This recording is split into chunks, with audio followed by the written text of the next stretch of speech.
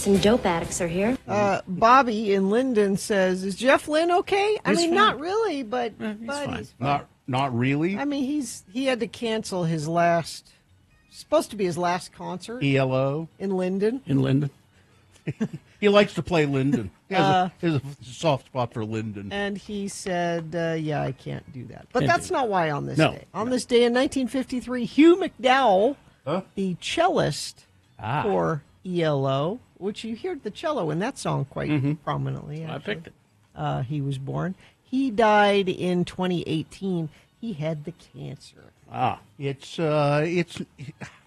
ELO's a kind of a band I always forget about, and I don't know why, because that's all perfectly lovely stuff. Yeah.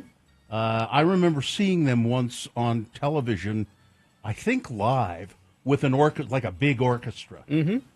And doing so, I want to say it was called The Snake or something. I mean, but it was just, I was transfixed. It was so good.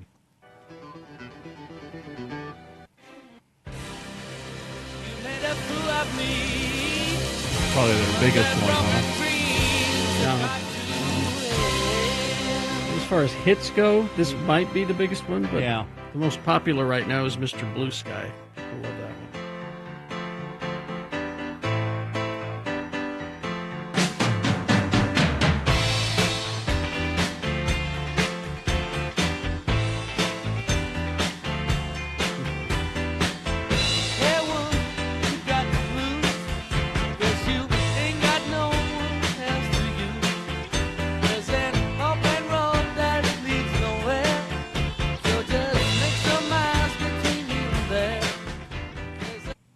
Tremendously successful as I look at their... You know what?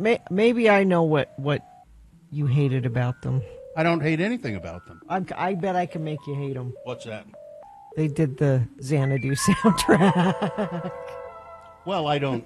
You don't hate them for that? No, I mean, they made some money. It killed the band. And Gene Kelly. Yeah. Was that sort of the end of ELO? Kind of.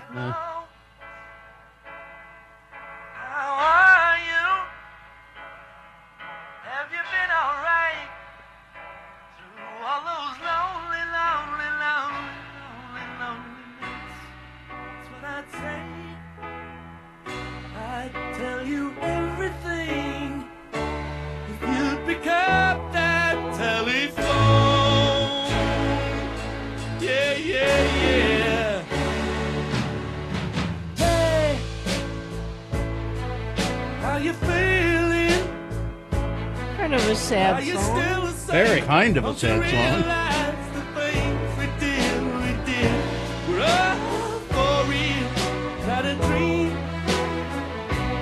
I just can't believe they've all faded out of view. And then there's this one. Don't bring me down, Bruce. Man. Gina Barberi is a coffee achiever.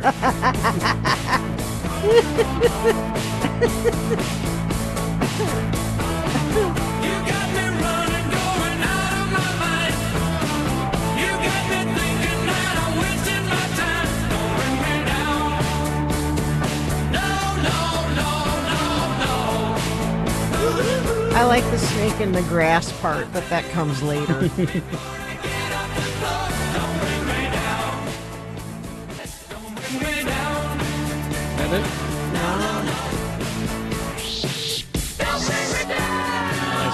I can't find it. Yeah. It's you're right, Carrie. It says here they recorded Xanadu, and then they went out on tour. But they were going to go out on tour, but the tour had to be canceled because nobody wanted to see them. Nobody wanted to see more ticket sales. I was too little to go. I would have gone.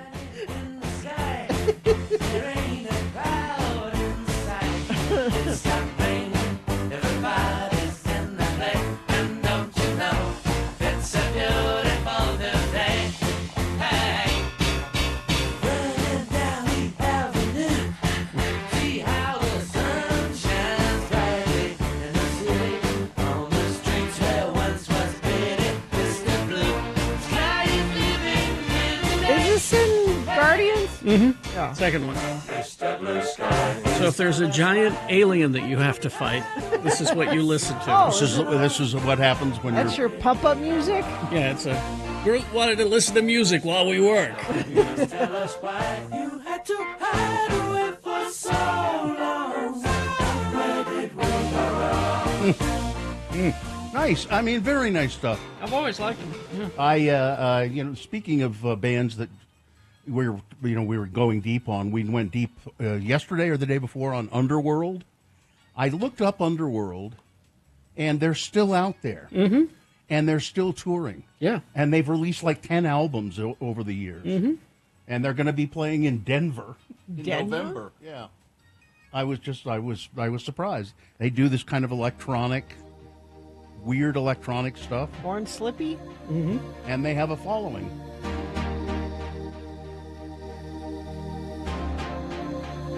You didn't do this any time that I was here lately, so that must have been last week. Probably. Yeah, I think it was. Mm-hmm. And it came back to me because my wife was playing Under the Radar. Mm. Yeah, last night while she was fixing a sandwich. Because it's Sandwich Week, right? It's Sandwich Week, that's right. Well, we'll find out what the sandwich was. Coming up. Everybody sit on the edge of your seats. You'll find out what the sandwich was. We take a break here. Wow. This has been Farting Around with Carrie, Bill, and Gina on X96, Radio from Hell. You betcha it has. It's Farting Around. Now we're going to take a break, play some commercials, tell you about some things you need to know, and then you need to come back to us and check in. 877-602-9696. That's the number to check in with the Radio from Hell show. We like to hear from you in the morning, so why don't you do that? 877-602-9696. You can also text us at 33986. Salt Lake Acting Company. Yeah, the Salt Lake Acting Company. It's their summer show right now, The Secret Lives of the Real Wives in the Salt Lake Hive.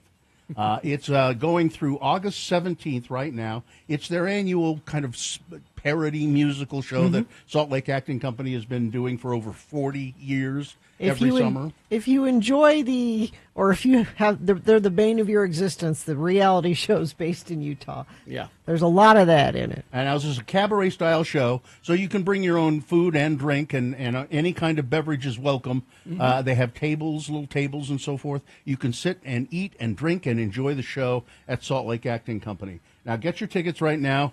You can use the code X96 at checkout, or mention it when you call the box office at Slack, and they'll treat you like a subscriber. Listeners will get the lowest ticket price available at $40 each. It's the Salt Lake Acting Company. You can get tickets now at Salt Lake Acting Company.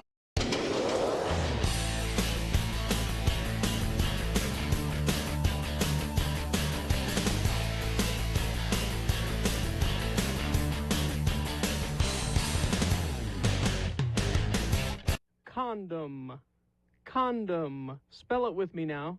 C-O-N-D-O-M. And now let's use it in some dialogue featuring those two Utah guys, LeVar and LeGrand. We join LeVar and LeGrand as they split a hot fudge sundae and have some post-em down to the Snell Groves. Remember, the word of the day is condom. Oh, ma'am, this is really some good hot fudge. Nobody does fudge like Snell Groves, don't you think, LeVar? Yeah, I suppose. Oh, and they make a mean cup of post-em, don't they? Yeah, I guess. Well, of course, Leatherby's is pretty good, too, like you. Well, you like the Leatherby's, don't you? Yeah, whatever. Well, for heck's sakes, LeVar, what is your problem? You are as closed-mouthed as a clam today. Oh, it's nothing against you, LeGrand. I'm just worried about my nephew Varnell. I'm afraid he's going to have to get married, and he's just too young. Why, what did he do? Did he get that little girl he was going with pregnant? Well, she's knocked up all right, but it ain't Varnell's fault. He don't have no experience with women. He didn't know what he was doing. He's a good boy. Varnell is just a little bit naive in the ways of love and sex. He got her in the family way all right, but he was fooled by that little tramp Chanel. She conned him into it. He didn't want to have sex with her, but she conned him into it with those feminine spells and stuff. She conned him, LeGrand. Now, settle down, LeVar. I believe you. Same thing happened to me when I married Vernille. She used some kind of evil spell to get me to have sex with her, too. Well, not before we was married, of course. But she uses them spells on me now. For heck's sakes, I don't want to have sex with the woman, but somehow she gets me to rise to the deed. Well, that's what happened with Varnell. I mean, that temptress conned him into the sex deed. I told him this would have been avoided if he'd just wore one of them little rubber things on the end of his tallywhacker. What do you call them things? I just call them rubbers. Well, if he'd have had on a rubber, she wouldn't have gotten pregnant, even if he weakened when she conned him into sex. Now, he's not going to be able to open that lawnmower and knife sharpening business he's dreamed of. His life is just over. Oh, now have some more post-em, LeVar.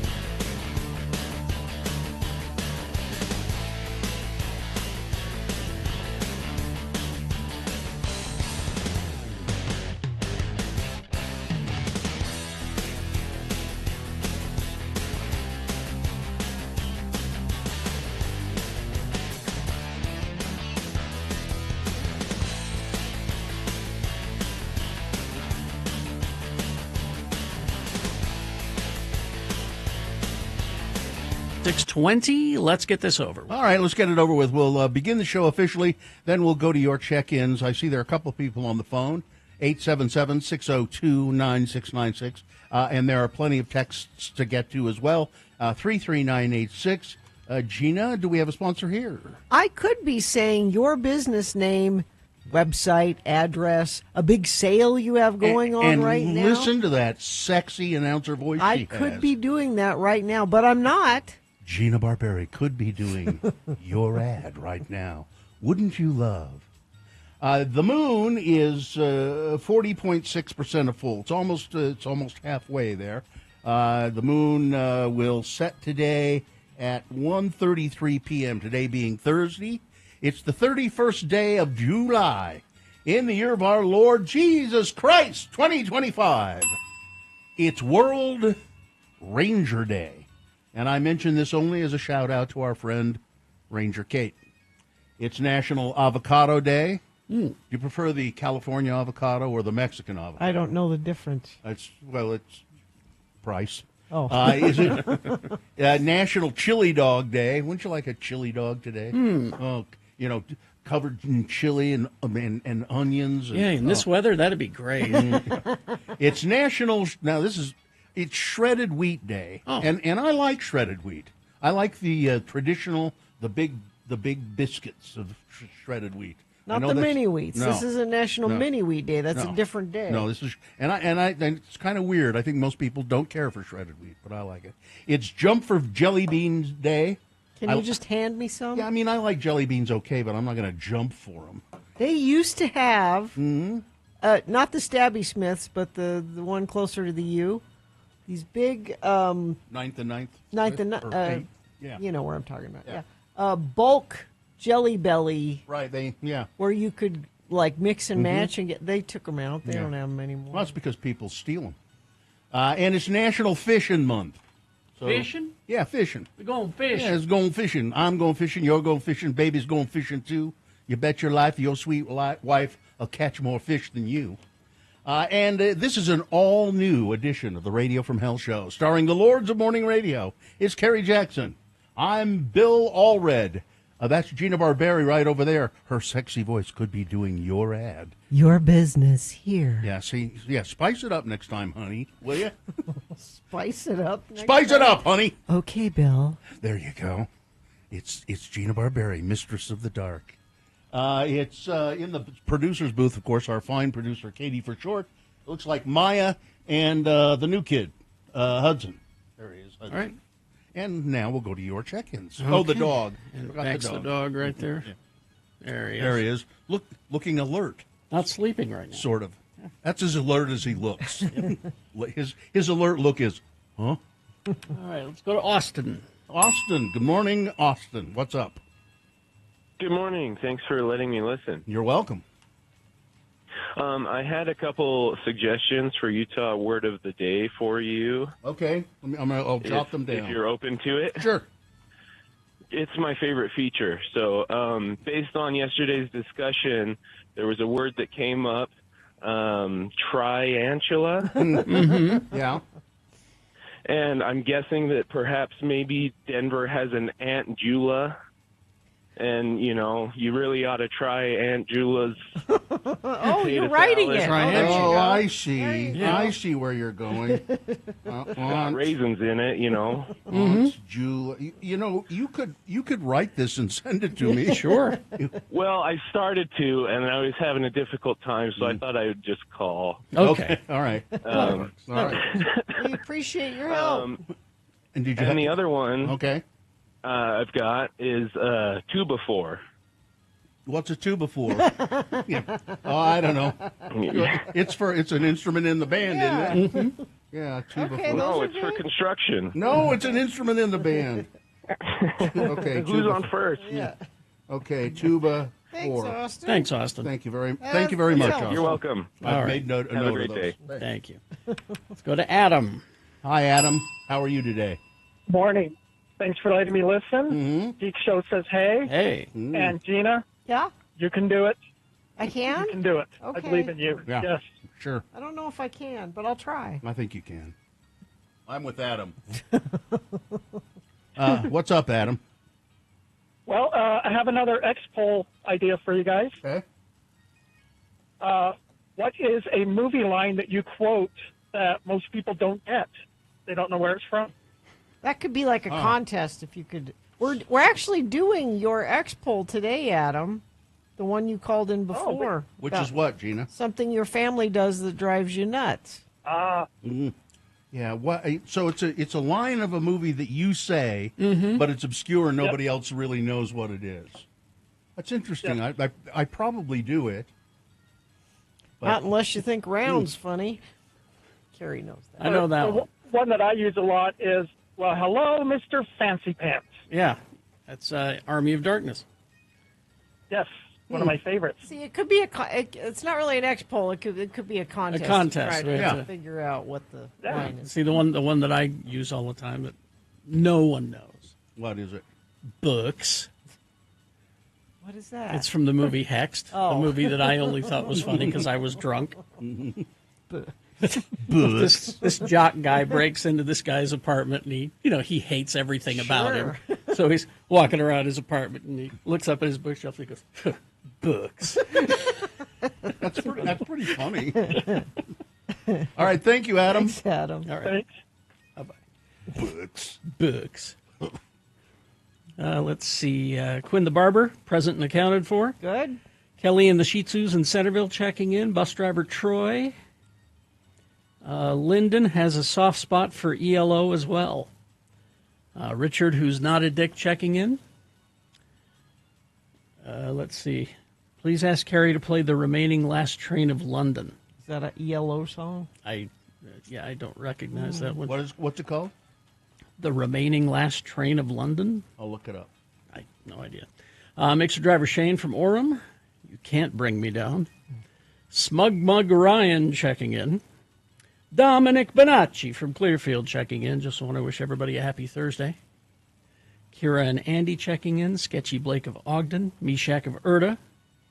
That was a perfect chill farting around, he said. It's an ELO song, and it's called Last Train to London. Oh, okay. Not familiar with it. Johnny B checking in, listening while putting new insulation into my mother's attic to replace some that got water damaged. Yay, fiberglass. Oh.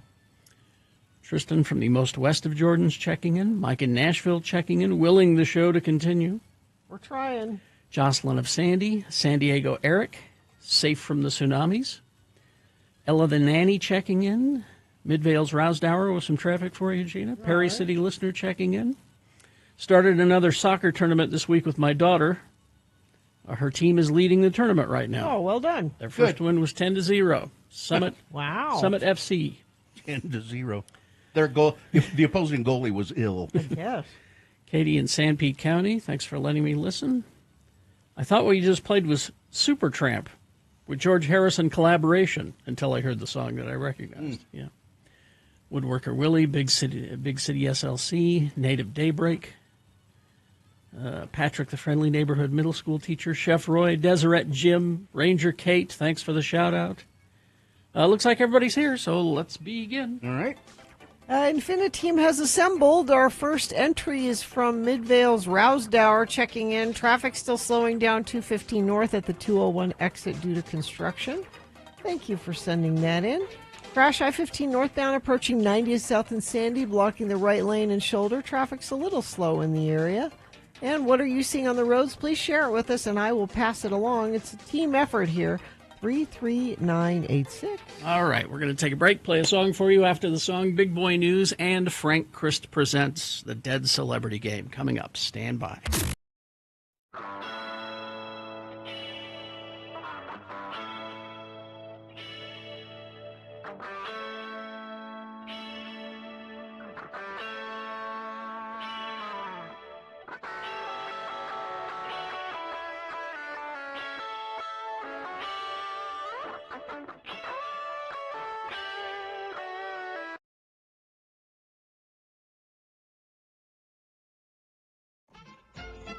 I'll knock down any man or woman who says they don't want to listen to another episode of Beat Gina. We're just lucky no one is in the studio here to fight me. I'm Beat Gina announcer Johnny Ola, and I'm a tremendously talented man. Yes.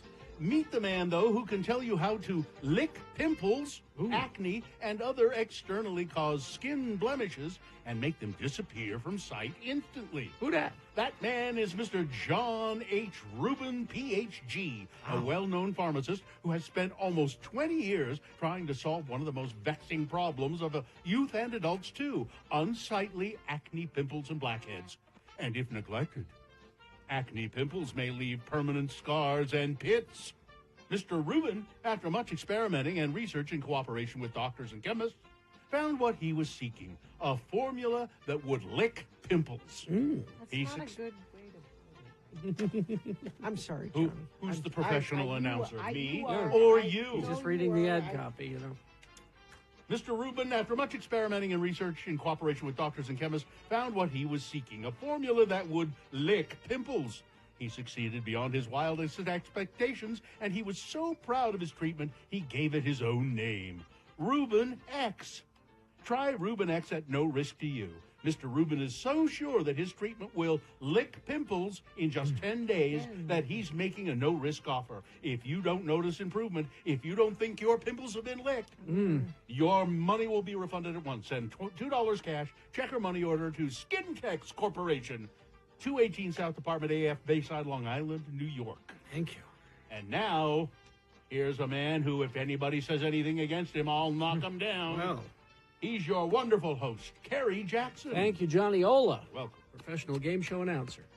The randomizer has picked your phone line contestant. Ken is here. Hello, Ken. Hello, good morning. All right, Ken, we're going to toss a coin to see who goes first. It will give you an advantage if you go first, so call it heads or tails. Heads, please. All right, coin toss app says heads, Gina Barberi. So that means that Ken goes first. He has an advantage. You're one step closer to winning these tickets to see Alkaline Trio March 21st at the Complex. Alkaline Trio tickets. Now, if Gina manages to come from behind and beat you, Ken, what are you prepared to do in her name? In her name, I'm going to donate to the Spectrum Academy for the Autistic. All right. Thank you. That's a good cause. All right. So the first question is for Ken. It's multiple choice. The subject is Mel Gibson because it's his birthday today. Yes, he still breathes. The Mel Gibson questions will give you multiple choice. If you answer it correctly, you get the point, Ken. If not, I'll allow Gina to answer it correctly, stealing the point away. And we'll go back and forth till one of you gets 3 points.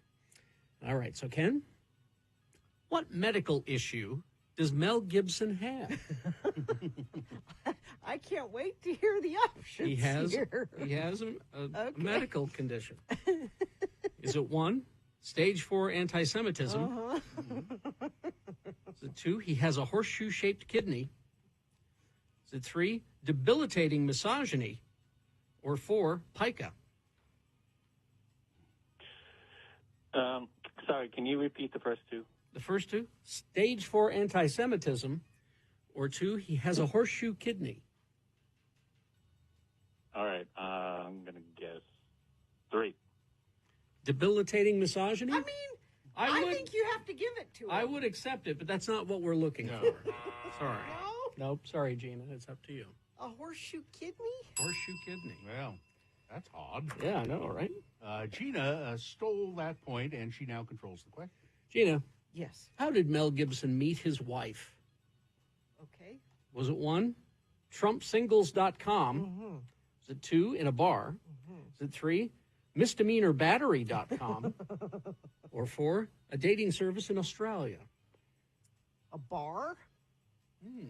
No? No. He does have an alcohol problem, but no, There you that go, is incorrect. Ken? I'm going to dating service? Dating service in Australia, yes. There you go. It's tied up, and Ken, you control the question, a chance to go ahead. All right. Ken, Mel Gibson owns a private what on his property? A private what on his property? Is it 1, a chapel? Is it 2, a Hooters? Is it 3, a yacht? Or 4, a laundromat for exclusively bleaching his white bed sheets? I'm going to... The obvious, yacht? A yacht, huh? No, I'm sorry. I'm Mel Gibson. I own a mansion and a yacht. He's crazy Catholic, and he has his own chapel. Own chapel. It's 2-1, Gina's favor. Sorry, Ken. Do you wish to dispute something? Well, No. I'll knock you down. all right. So the question's for Gina? Yes. All right, Gina? Mel Gibson is an avid fan of what group? Again, I can't wait to hear what these are. Is it 1, Kid Rock and Ted Nugent? Is it 2, Guns N' Roses? Is it 3, Illinois Nazis? Or 4, the Three Stooges? Three Stooges. He's a big Three Stooges. Yes, and Gina wins the game. Congratulations, Gina. So sorry, Ken. Sorry, Ken. You didn't have much of a chance there, Good game. I guess. Ken, you seem like a nice guy, even though you didn't beat me. I'm going to go ahead and give you these Alkaline Trio tickets. Anyway, they're coming to Rockwell at the Complex on March 21st. So hang on the line, Ken. Really? Yeah. That's unheard of. But thank you. It is It unheard is of. very unprecedented. Accept this generosity before she changes her mind. Listen, I've got to go. Dr. Rubin is going to lick my pimples. Yeah.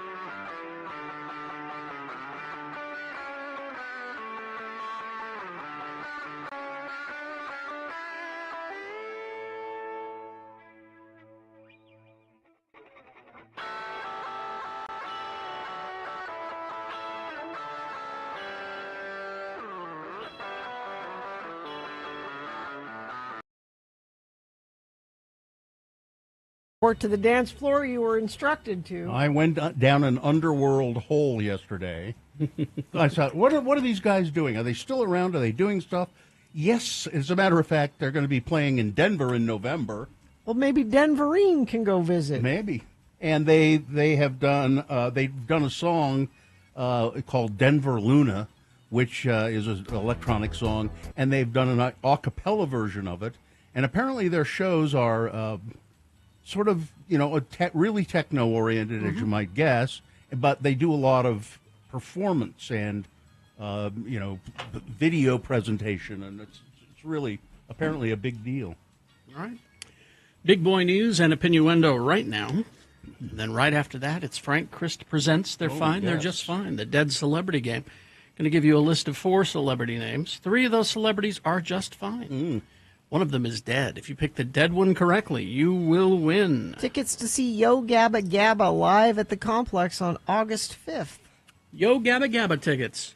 877-602-9696 is the number to call. And, line up to play the game, and you will win if you play Frank Christ Presents. Yo Gabba Gabba tickets, 877-602-9696. Right after this, Big Boy News and Opinioendo, brought to you by. Does your company have a process requiring ultra-pure water? Trust the certified master water specialist at Water Specialties, Inc. for ultra-pure water system design, installation, maintenance, or sanitization. Call the experts at Water Specialties, 801-281-4911, or go to waterspecialties.net. I think there are a lot of people out there who love the band Paramore. And over the weekend, Paramore's Hayley Williams surprised her fans by releasing 17 new songs on her rudimentary website, accessible via a code linked to her Good Dye Young hair dye company. She has a hair dye company called Good Dye Young. The tracks have a confessional, homemade charm to them, ranging from meditative tracks like True Believer, Blood Bros, to edgy, inventive rockers like Ice in My OJ and Hard. Now, it remains unclear if this unannounced collection of songs serves as an official follow-up to her previous solo projects, which she's done outside the band, Petals for Armor and Flowers for Vases. The site also includes miscellaneous extras like a 2017 live performance clip, lyric sheets, and a photo featuring a Hayley Williams is My Favorite Band t-shirt. The surprise drop follows last week's national public radio release of Williams' new song called Mertzapine. I get it. Mertazapine, it would be. Mertazapine, which she performs live for the first time with Jack Antonoff's Bleachers at the Newport Folk Festival. So she's beloved. Yeah, she is, and she's so if you know her website, go find it. And 12 new songs. Well, this is things are bad in central Utah. The Monroe Canyon fire continues to grow, burning over 36,600 acres. Evacuation orders were issued yesterday for several areas surrounding the wildfire. Sevier County Emergency Management ordered the evacuations for Burrville, Monroe Canyon, and parts of Poverty Flats, adding that all of those who need to evacuate have been notified. No other cities or towns are being evacuated at this time, the agency said. In addition to the evacuations, widespread power outages are now underway, affecting residents in the area. The Garcane Energy Company said that it had de-energized the transmission line that feeds Wayne County.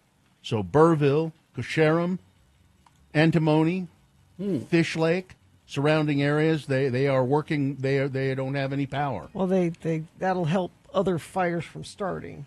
Nearly 3,000 homes are currently affected by the outages that allow firefighters to get close to the power lines as the fire approaches. That's one of the big worries. So, yeah. So if they need to deaden the lines in case the fire, if there are firefighters in the area. Earlier Wednesday, Sevier County Emergency Management Deputy William C. Toffer issued a warning saying transmission lines through Bear Valley were expected to be powered down because of the flames. This may not come today, but will eventually come in the foreseeable future. Start planning and preparing now. This is scary, weary residents say as they watch the Monroe Canyon fire burst in size. The following counties and towns will be affected by power outages: Garfield, Paiute, Sevier, and Wayne counties. Angle, Antimony, Burville, Fish Lake Basin, Greenwich or Greenwich, I don't know how they say it down there. Greenwich, I think.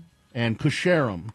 Taufer said he'll provide more information once his office receives it, but warned residents to start preparing for power outages immediately. So I guess there are just little pockets of cabins and homes all through there. So. Yeah.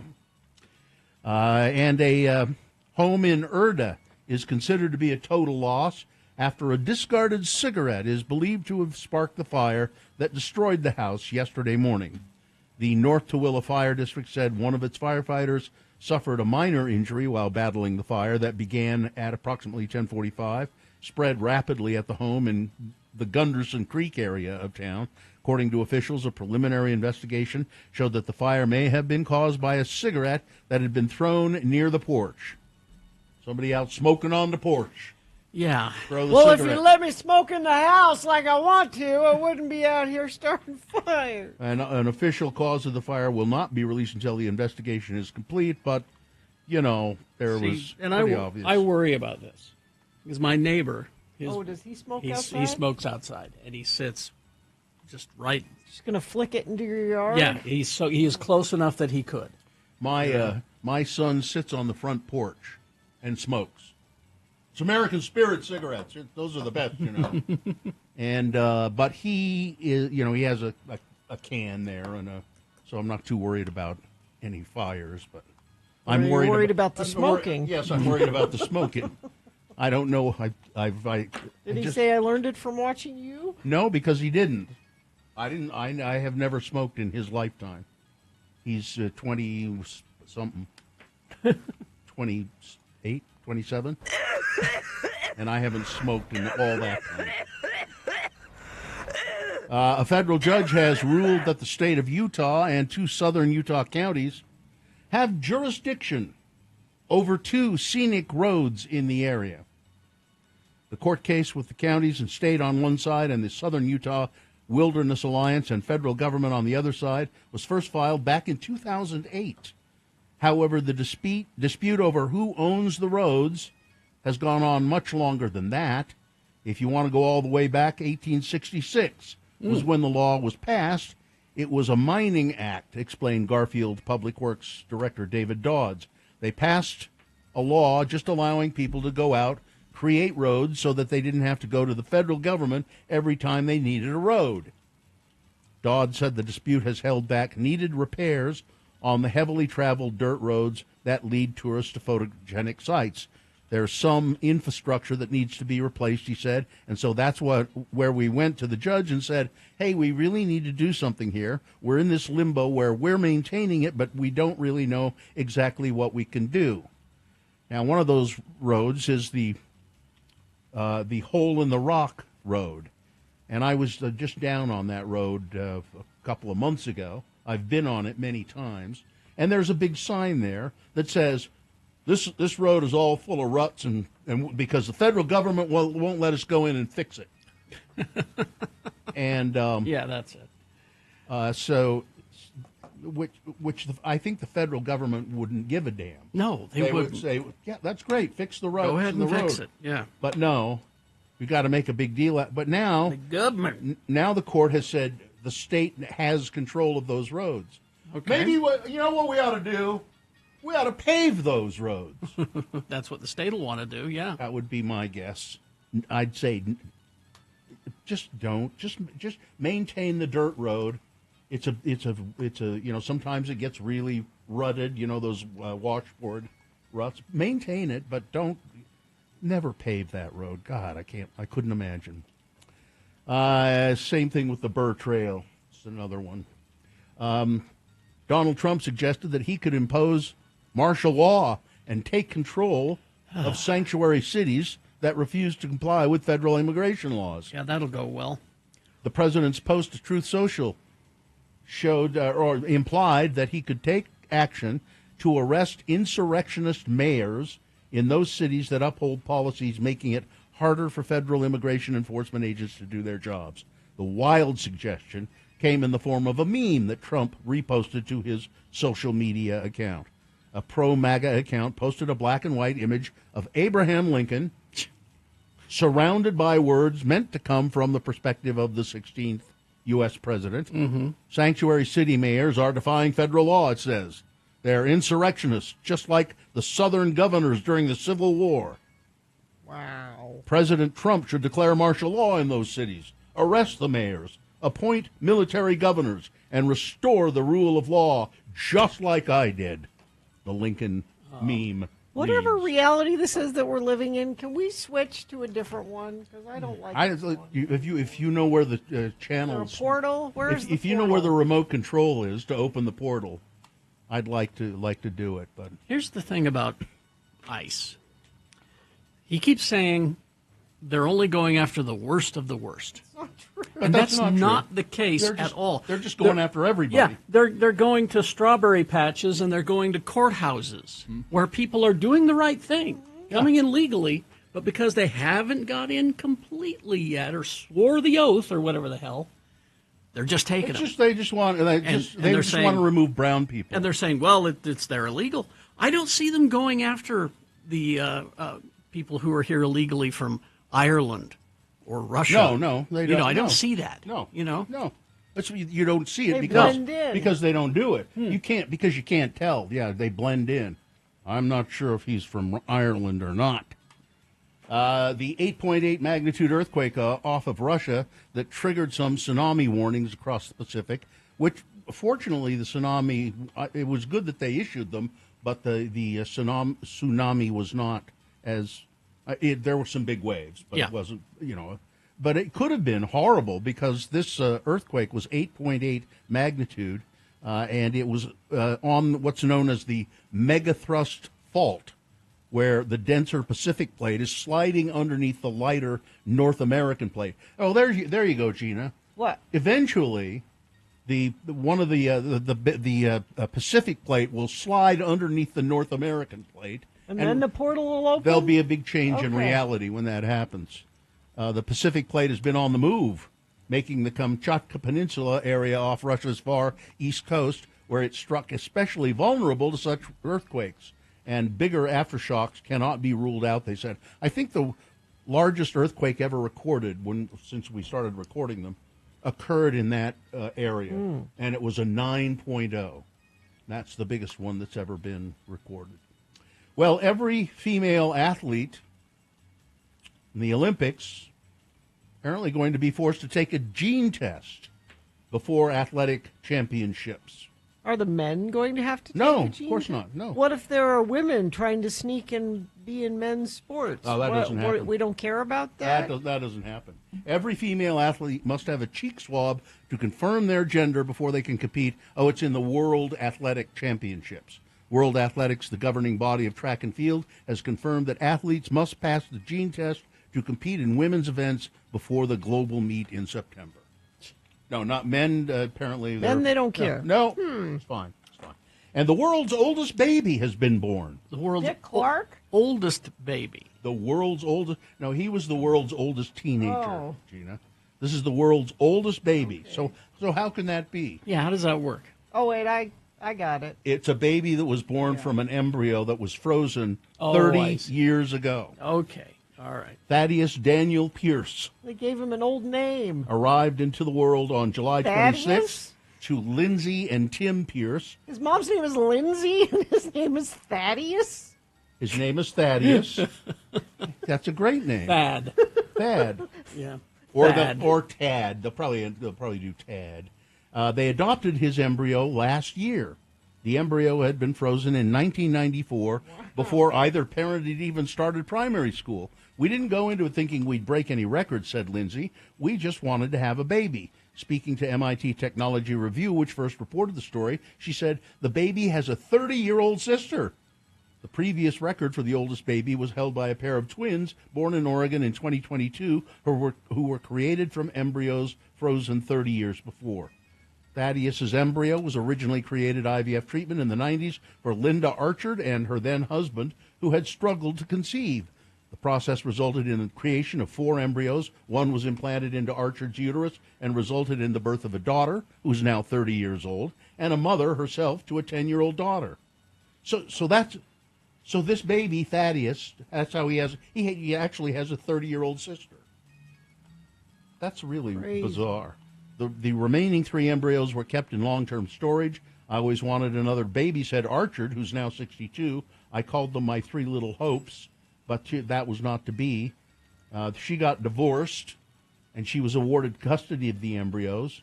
And so Tim and Lindsay signed up for a program that this woman said, I'll put my embryos up for adoption. Mm-hmm. And a texter is correct. The world's oldest baby is Trump, actually. So. All right, that's the news. Sports weather traffic. Thanks to the unique rules for this year's Leagues Cup, RSL and America each got 1 point for ending the 90 minutes of regulation with a 2-2 draw, and RSL received another point for the shootout win, meaning nobody came away with a full 3 points. I saw a bunch of stuff on social media, and I'm curious if anyone was at the game, that there was apparently a big fight after the game. Among players or fans? No, fans. In the parking lot, and the cops were involved. I'm curious if you were there and saw that and know what that was about. You didn't see anything about it in the news? I didn't. I just saw some social media stuff about it. So if you were there and can let us know, you can text us or email us, radiofromhell@x96.com or 33986 if you want to text and let us know if you saw anything last night. Weather, 75 right now, 96. It was really windy this morning. When Carrie came and picked me up, I was worried there was going to a branch fall on my head or something. It's not funny. A branch might fall on my head. There were limbs down, Bill, and my trees were down. I don't want a branch to fall on my head. And some smoke that might be visible in the air today as well. Won't this wind blow a lot of it out of the way? I would hope so. Let's see if we have anything. Crash northbound I-15 approaching 90 south in Sandy, blocking the right lane and shoulder. That's the only slowdown UDOT's reporting, and you haven't sent anything in via text, but you can if you see something. We appreciate it when you do. 33986. The Summer Showdown continues this weekend with Holy Motors versus Pan's Labyrinth. Which film is weirder? These two will equally blow your mind in ways you don't expect. See them on the big screen both nights. Get tickets and showtimes at slfstix.org. It's Mr. Christ. Oh, Frank hello. Christ. Hello, everyone. Do you mind if we call you Frank? I guess you don't. No, I don't mind at all. Good morning, Frank. Frank Christ is in the studio now. He is the reaper of celebrity souls. Now, it's been very hot in our studio, Frank. I brought a thermometer. Well, you wouldn't. I brought a thermometer, and the temperature's been reading, 80 degrees, but now it's 60 degrees. Yeah, well, it's just because Frank cools things down. You sure do. Frank is, as you would picture a Grim Reaper. He has the skeletal figure. He's got a robe and a scythe, and the only kind of difference is Frank is not on a horse. I don't like horses. He has an electric scooter, which is very efficient of you. Can I plug it in for a moment? Yeah, please do. Frank joins us every weekday morning to play the game we call Frank Chris Presents. They're fine. They're just fine. He gives us a list of actors, 4 actors, and on this list, 3 of those actors are they're just fine. Just fine. But one of them, Frank has taken, and it is so sad. Frank loves celebrities. I love our precious celebrities. Don't you? Yes, I do. Yes, we all want to be just like them. And it hurts my heart when they die. But Frank has to go pick up their essences, their souls, put them in his electric scooter, and whisk them away to the distribution center, where they then are distributed somewhere. I don't know where. The place they're going is more than 80 degrees. I think. Do we have a contestant to play Frank Chris Presents? Tina is here. Tina, good morning. How are you? I'm fine. I'm just fine. It's good to hear, Tina. Tina, are you ready to participate in our macabre game where you have to identify a dead celebrity? Of course. All right. What can Tina win if she gets this right? Tickets to see Yo Gabba Gabba live at the Complex on August 5th. Tickets are on sale at thecomplexslc.com. All right, Tina, here we go. Because it's National Fishing Month, Frank has given me a list of actors in movies about fishing, people going fishing. Here we are. Number 1, Sophia Loren. one of the major stars from the golden age of Hollywood cinema. She won an Academy Award for Best Actress for the foreign film Two Women. Among her many movies were The Millionaire, It Started in Naples, Arabesque, and Charlie Chaplin's final film, A Countess from Hong Kong. Her fiction movie, Grumpier Old Men. Number one, Sophia Loren. It's a Grumpier Old Men, and Gina went, ugh. Number two. No, I was sad. Oh, you're sad. Walter Matthau. Well, that's true, yeah. Yes, that's true. Number two, Edie McClurg, an actress who always had a role in such movies as Carrie, Ferris Bueller's Day Off, Mr. Mom, Planes, Trains, and Automobiles, Natural Born Killers. She also had recurring roles on WKRP in Cincinnati and The Hogan Family. Her fiction movie, A River Runs Through It. Number two, Edie McClurg. Edie McClurg was in A River Runs Yes, she was. Yes, she was. Really? Number three, Michael Jeter. She played a trout. Michael Jeter. He won a Tony Award for the musical Grand Hotel on Broadway. He had notable roles in The Fisher King, The Green Mile, Miller's Crossing, Mouse Hunt, and Patch Adams. He also played Mr. Noodle's brother, Mr. Noodle, on Sesame Street. His fiction movie was Waterworld. Number three, Michael Jeter. And finally, Paula Prentice, best known for her film roles in Where the Boys Are, What's New Pussycat, Catch-22, The Parallax View, and The Stepford Wives. She was in a TV sitcom called He and She with her husband, Dick Benjamin. Her fishing movie, Man's Favorite Sport, a comedy starring Rock Hudson as a fishing expert who knows nothing about fishing. Number four is Paula Prentice. One of those actors is dead, Tina. Who is it? I think it's Mr. Noodles, Mike Jeter. Yeah. You're right, Michael Jeter. Yep. He was kind of a charming guy, very funny, could be very funny, and a talented actor. He was only 50 years old when he died in 2000. He's gone fishing. Yes, he has. All right, Tina, congratulations. You've won tickets to see Yo Gabba Gabba. Pretty cool, huh? Great. That's it. Yes. Say thank you, Tina, and we'll put you on hold. Thank you, Tina. We'll put you on hold. There we go. Good job. Good job. Well, I have to go check on Bill Berry. Oh, from REM. The drummer. Is he the one who had the hole drilled in his head? I think so. Yeah. Oh, Yeah. 68 today. Actually, I'll be checking really hard on two real turds who share the same birthday. Who's that? J.K. Rowling and Dean Cain. Oh, yeah. Oh. Go poke him. Oh, Dean Cain is whining in the news Oh, he's today. terrible. Absolutely. Goodbye, everybody. Goodbye. Goodbye. Oh, no traffic right now. No accidents. Nothing being texted in from Infiniteam at 33986. But if you see something and that changes, let us know and I will pass it along. All right, KXRK Provo, we will take a break. We'll be back after these with a little bit of geek news for you. We got Boner of the Day on the way. And the X poll is, tell us something that your family member does that drives you nuts and not political. Because that's easy. That's too easy. Something else. Something else that they do that drive you nuts. That's the X poll coming up. Stand. RanLife.com/X96. You know, Ran Life, local mortgage company, and they really take care of their customers. I've been a customer of Ran Life, and they took care of me very, very well, and I enjoy working with them. But state of Utah right now, and Ran Life can help you with this, is giving out $27,500 to help you buy a home. I mean, seriously, this isn't a gimmick. It's money that will help you get your first or even your next home. Doesn't have to be a first home. There's no restriction on that. The best part is most down payment assistance programs come with a second mortgage payment, but not this one. There's no second payment, period. Ran Life is the local mortgage company. They know all the ins and outs of these programs. They've been helping Utahns like me and you for years. So if you're thinking about buying a new home, contact Ran Life. RanLife.com/X96. That's RanLife.com/X96.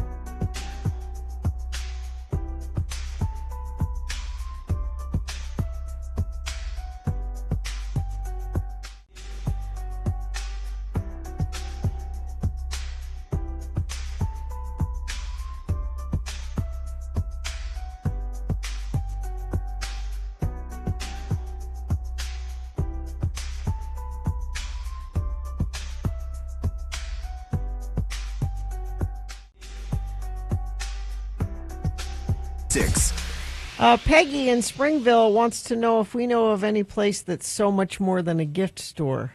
Well, it's not in Springville. It's here in Salt Lake. Cabin Fever, locally owned and operated since 1982, located in the heart of Trolley Square. Cabin Fever, so much more than a gift store. So much more. So much. All right.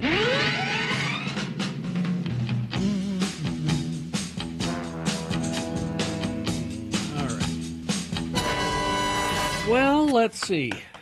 Earlier this week, we got a trailer for the new Avatar movie. Okay. Yeah.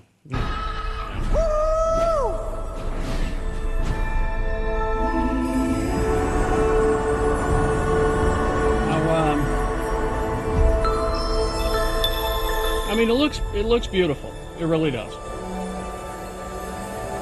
Well, let me read you the official description. Ancestors is here. Jake and Natiri's family grapples with grief after Netayam's death, encountering a new aggressive Na'vi tribe, the Ash People, who are led by the fiery Varang as the conflict on Pandora escalates and a new moral focus emerges. Uh-huh. Well, yeah, of course. A lot of words. I mean, it really is. It looks great. It really does look great. You have to wear glasses? No.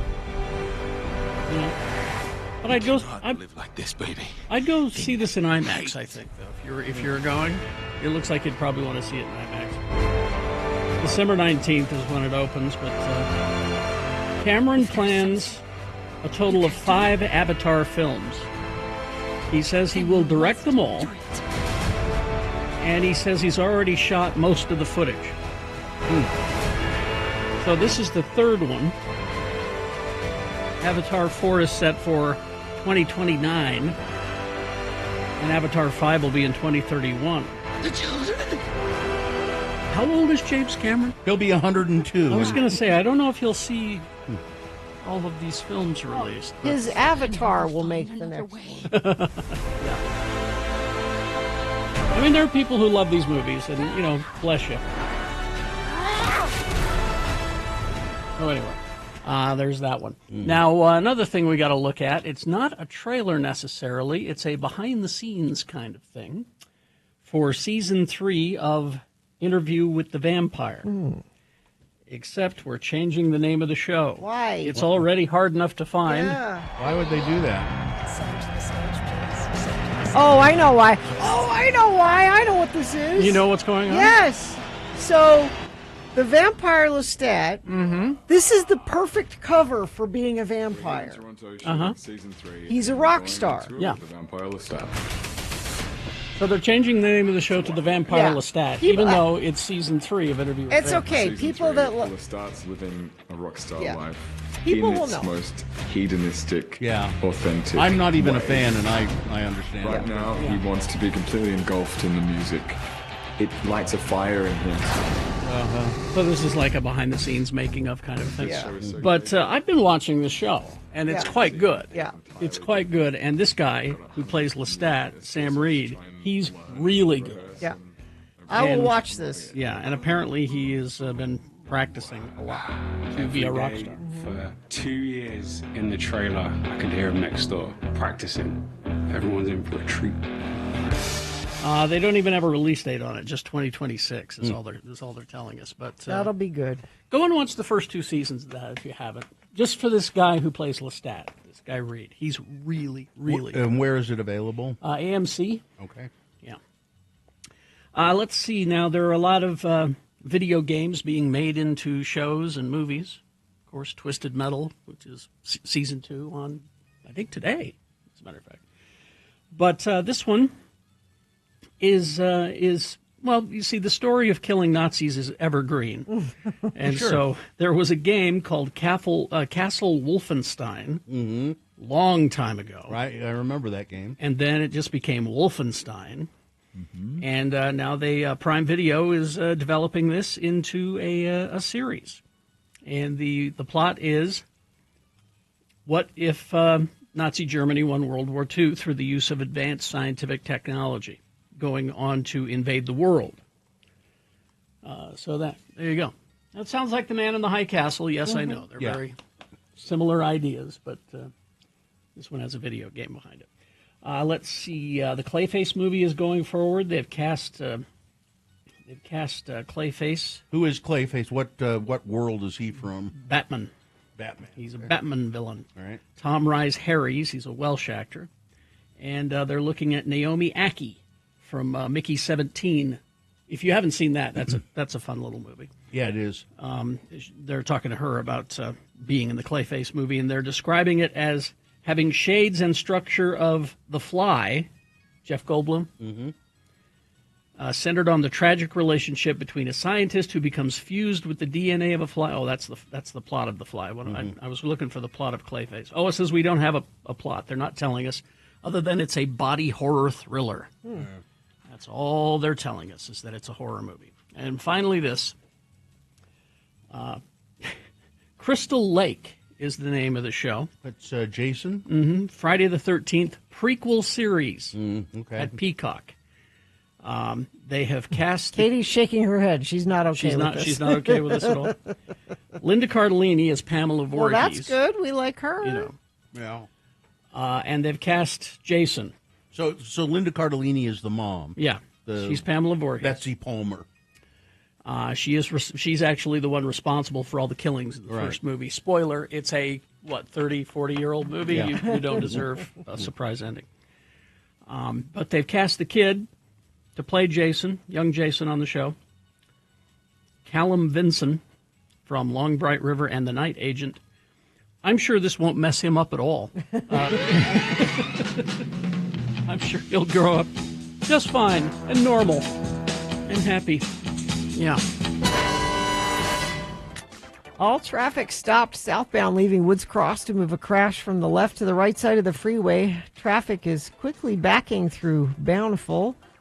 The only other incident, crash northbound I-15 90th south off to the right shoulder. And, a couple of you have texted in about that southbound I-15 in Bountiful. Sorry you're stuck there, folks. Let me know when you start moving again if you can text us at 33986. Experience the Park City Song Summit August 14th through the 16th in Park City. Park City Song Summit is a different way to experience a music festival emphasizing wellness, mental health, addiction recovery, and inclusivity, with intimate performances from a diverse array of musical performances, including Green Sky Bluegrass, Goose, Marcus King, and more. For the full lineup and tickets, go to x96.com. All right. All right, we got boners coming up here. The candidates you will be considering this time. Mommy, what are Daddy Pig and Mummy Pig doing? Boner candidate number 2. He was trusted by Olympic champions, and he was a prolific voyeur. And boner candidate number 3, one by one, they're replacing the deep state with the dumb state.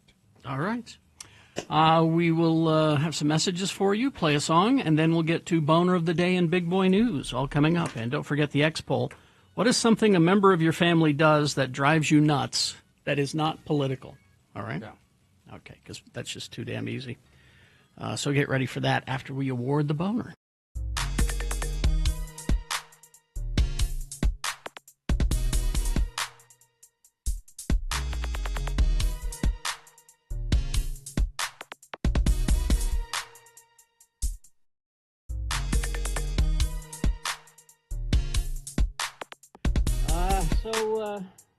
Friday morning, I'm backing out of my driveway, and I see some water, a little bit of water there. Now, my water main is out in front, and it's in the middle of an elevated kind of a growing area, and it's surrounded by rose bushes. Okay. And so I saw some water coming out there. From there? From there. And I thought to myself, well, that's probably just a broken sprinkler head or something. Doesn't appear to be that much from where I'm sitting. I'll take care of it when I get home. So then I get text from Sue while we were in our meeting. Oh, I heard you talking about this. What's going on? You know, there's like a lot of water out there. And I said, I was going to shut it off when I got home. You didn't think it was that big a deal. I didn't, and that was the problem. I should have let her know that I saw water in the morning so that she could go out and look at it. It turned out to be more then just a little problem. It was the main. It busted? Busted. And was leaking water. It was a river of water. Yeah. So we called two plumbers. Sue did. And the first plumber says, well, here's what I can do with a patch, but I can't do it until Monday. You just let it gush until Monday? Well, I'm like, well, what about the water? And he goes, well, I can't get in there. Is it like it'll undermine your driveway and? Well, I mean, it's just a lot of wasted water, Yeah. and I'm paying for it. You know, it's my. Is it? It's not going to do any damage? It wouldn't do any damage, I don't think. Not that much. Okay. But it's just wasted water. Yeah. So then the second plumber comes, and he says, here's what's going on. Your main is like 4 feet underground, and we're going to have to go in there, dig all that out, Yeah. fix the leak. Yep. He says, but then, he says, you're an older home, so you got this galvanized pipe. And he starts going into it. And he says, what I would recommend, and this is not me trying to gouge you, what I would recommend is that we just go in there and we replace everything. Oh, wow. Including the main all the way into the house, and then the gear stuff, the main switch inside the house. So we should replace all that. Yeah. It's because, it's old. It's time. It's time. Let's just do it.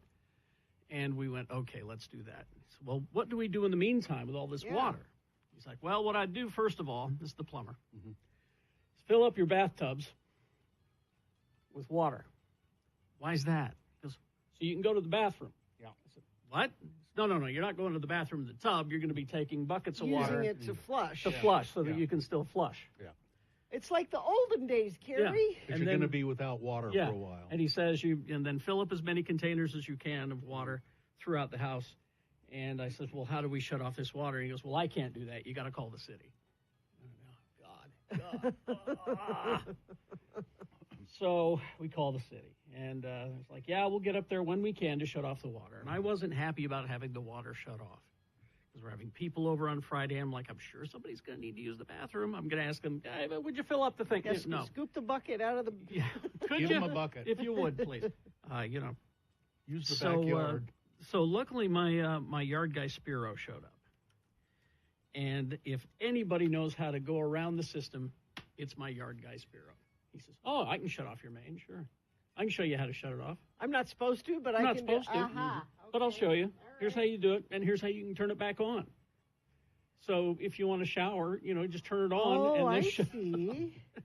So Spiro comes through in a clinch. But today, that means they're going to have to be doing all this. So the whole weekend, we've been without water. So you haven't been turning it off and on? We turn it off and on once a day for like an hour. Like it's shower time? So it's like we all jumped in the dishes. shower yesterday. We did dishes and all of that stuff for an hour yesterday. And How come a plumber couldn't figure out how to turn it off? Well, it's not figuring it out. There's probably a not supposed to do it? liability yeah, reason. liabilities and ethics and things like You're that. not supposed to. That's the city's thing. The main is the meter is the city's thing, and that's not what I do. So God bless Spiro, Carrie. Yeah, Carrie, my friend, I show you how to. Spiro will go around the law. Yeah, He will. He's got no problem. So yeah, it's weird because I've been waterless all weekend, and I've been, besides the shower thing, which is a problem. I showered yesterday. I'm not showered now, so I'm staying away from you guys. Oh, you're fine. But I realize how much water I waste just doing things, like brushing your teeth. Yeah. That's just one example. Do you let the water run while you brush teeth? I don't, but even then, I don't need to even have that much water to brush your teeth. You need a little. Yeah, you need maybe 6 to 8 ounces. Just if that. Wet the brush and the paste. Wet the brush and the paste, rinse that's it. the whole thing. You don't need that much water to do a lot of the things that you need. This is a good learning experience. Yeah, and the big containers of water that we've got up in the kitchen for drinking water. I'm thinking about how much water I waste on a daily basis. Yeah, you don't need. You can. You got whiskey. Yeah, you don't need to drink water. Exactly. But what happened as soon as Spiro turned off the main? What happened? I don't know. I walked in the house and I was immediately thirsty. I think it was a cycle, and I've been thirsty all weekend. I was thirsty and I had to pee. I am thirsty all weekend because of that, because I know I don't have any water. Now, so have you done the bucket thing? Oh, yeah. A few times now.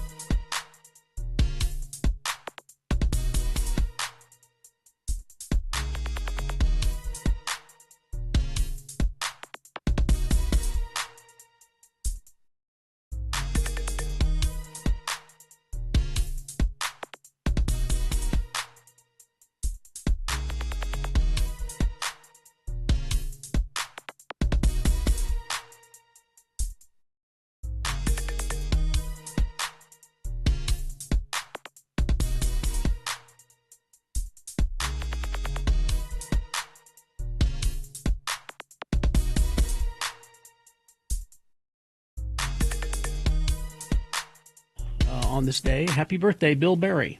1958. 68 years old. Drummer. Is he doing okay? He's got a hole in his head. Well, so many of us do.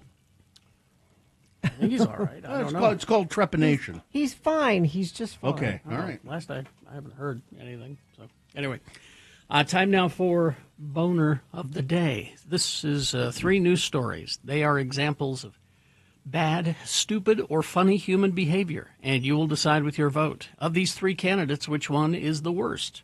Which one deserves to be Boner of the Day for today, July 31, 2025?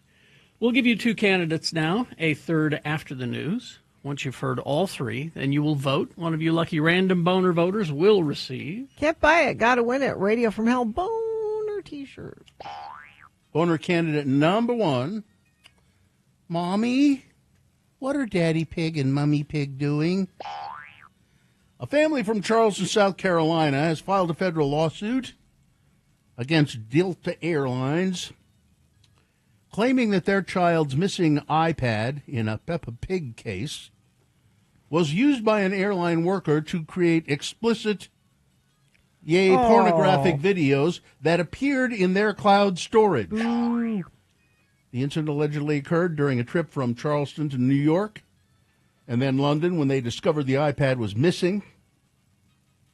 After tracking the device to New York using Apple's app, the family found selfies of a man in a Delta uniform and then later explicit videos. Despite reporting the situation to Delta, the family received only automated responses. Delta stated that the accused individual isn't their employee, but works for a vendor company. So you'll have to take it up with them. But recorded this pornographic stuff on that, and because it was connected to their cloud storage, it pops up and they see this pornographic. Mommy, what are Daddy Pig and Mummy Pig doing? Boner candidate number 1. Here's Boner candidate number 2. He was trusted by Olympic champions, and he was a prolific voyeur. A celebrity osteopath who claimed to have been trusted by Olympic champions has been jailed for being one of London's most prolific voyeurs. That's Mads Mikkelsen right there. It is. Well, it is. It looks kind of. Oh, that is Mads Mikkelsen. Yeah, that's Mads. With the. Is that the guy? Yeah, that's. Okay, I just want to make sure it was. Yeah, there you picture. go. Yeah, that's the osteopath. Okay. I didn't see that picture, but so that's proof that he was connected. Worked to celebrities. Yeah. He claimed to have been trusted by Olympic champions. His name is Torben Stig Hersborg, and he pleaded guilty to charges of spying on thousands of women over more than a decade. The 64-year-old Dane, who lived in London, was sentenced on Tuesday to 3 years and 5 months in jail after admitting 8 charges of taking intimate images and videos of approximately 2,000 women without their knowledge. A judge at Snaresbrook Crown Court was told that Hersborg had taken secret images in his clinic as well as in public and private places. He was also found to have taken images and videos of students living in university accommodations across London. Prosecutors said that the scale of the offense, which were revealed for the first time in court on Tuesday, suggested that Mr. Hersborg was one of the capital's most prolific ever voyeurs. We've had some prolific voyeurs in our time. He's number one. But he's among the most prolific. Okay. While in practice, Mr. Hersborg boasted of having a string of celebrity clients, including the tennis player Caroline Wozniak, Ronnie Wood of the Rolling Stones, actors Mark Rylance and Anna Friel, and Mads Mikkelsen there. He worked with the Danish Tennis Federation, on and on. But he apparently was just expert at installing secretive recording devices. And he would do it. He went to dorm rooms and did it. And he put some on beaches and bus stops and any place he could think of that he might get images of women. Yeah, some pictures and videos showed victims undressing in their bedrooms and bathrooms. 2 videos were found with images of women having sexual intercourse. Prolific. He was trusted by Olympic champions and actors, it turns out, and he was a prolific voyeur. Boner candidate number 2. Coming up in a moment, Boner candidate number 3. One by one, they're replacing the deep state with the dumb state. Boner candidate number 3, coming up after this. Big boy news and opinioendo, brought to you by Led Zeppelin fans, don't miss Jason Bonham's Led Zeppelin Evening celebrating 50 years of physical graffiti. Sunday, August 10th at Deer Valley Snowpark Amphitheater. Get tickets at thestateroompresents.com.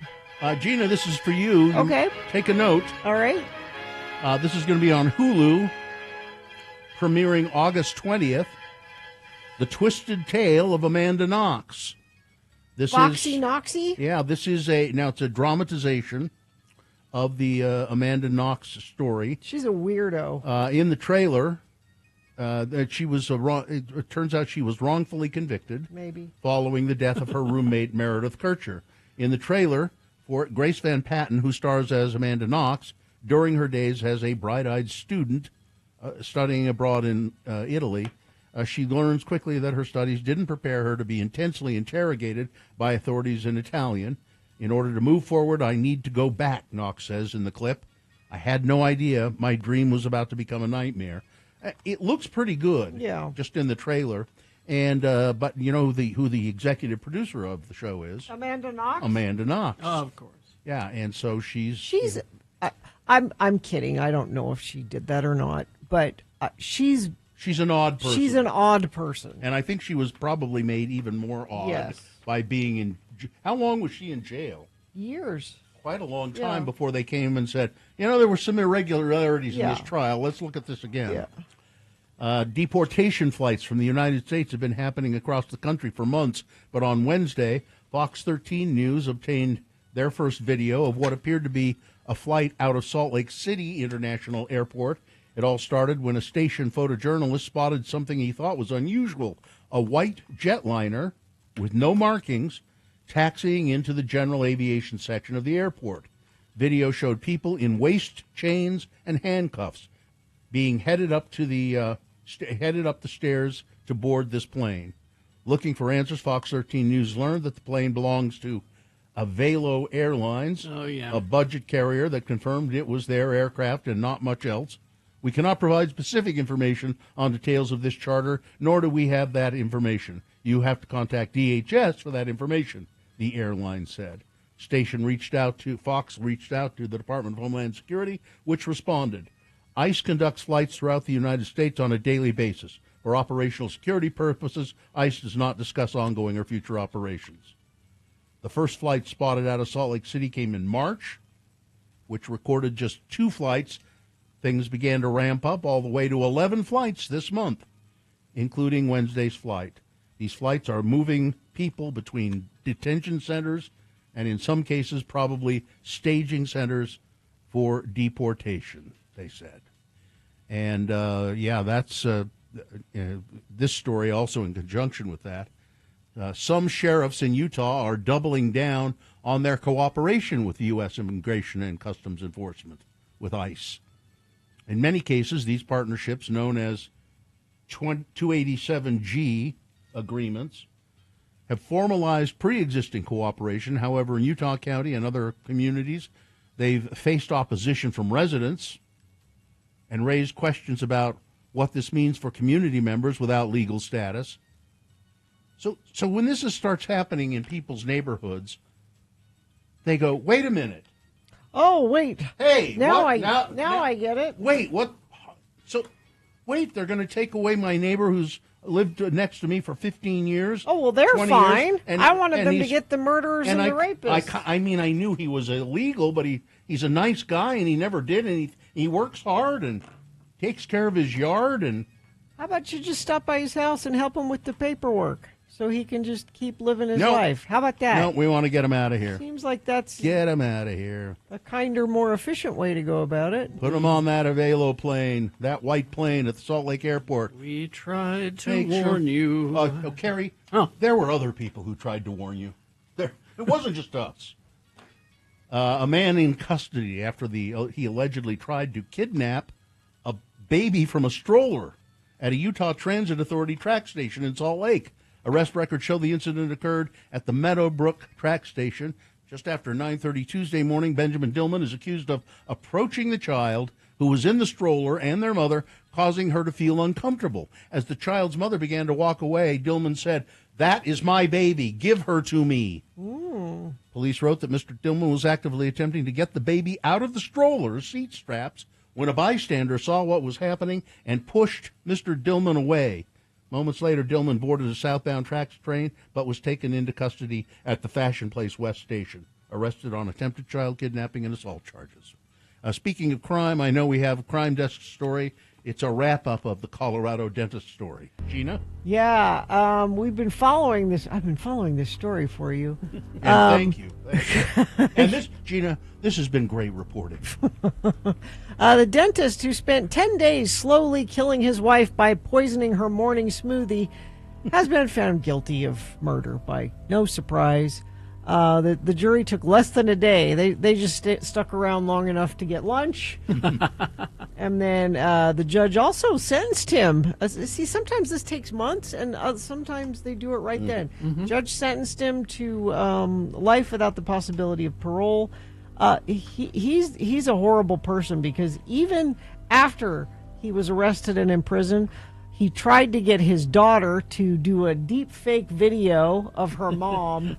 "I would like to kill myself. Could you please give me some cyanide? That would be, thanks, honey. That would be great." Unfortunately, it was just a sock puppet. Nobody bought it. He also attempted to stage a murder for hire plot from jail, targeting the case's lead investigator and 2 inmates, while also soliciting help from his daughter to lie and fabricate evidence. That was a whole other thing. He was trying to kill people. This guy needs to go away forever, and he will. Yep. All right, let's see. Do we have any time for more news, or we just get to boner number 3? You're good. You got a couple of minutes. Okay. Apparently, the late financier and sex offender Jeffrey Epstein believed that Donald Trump was the rat who informed on him to the FBI, leading to his arrest in 2006 and sentencing for offenses involving underage girls, the Trump biographer Michael Wolff said. Trump was aware of what was going on in Epstein's house for a very long time, and then he used that against Epstein, Wolff claims.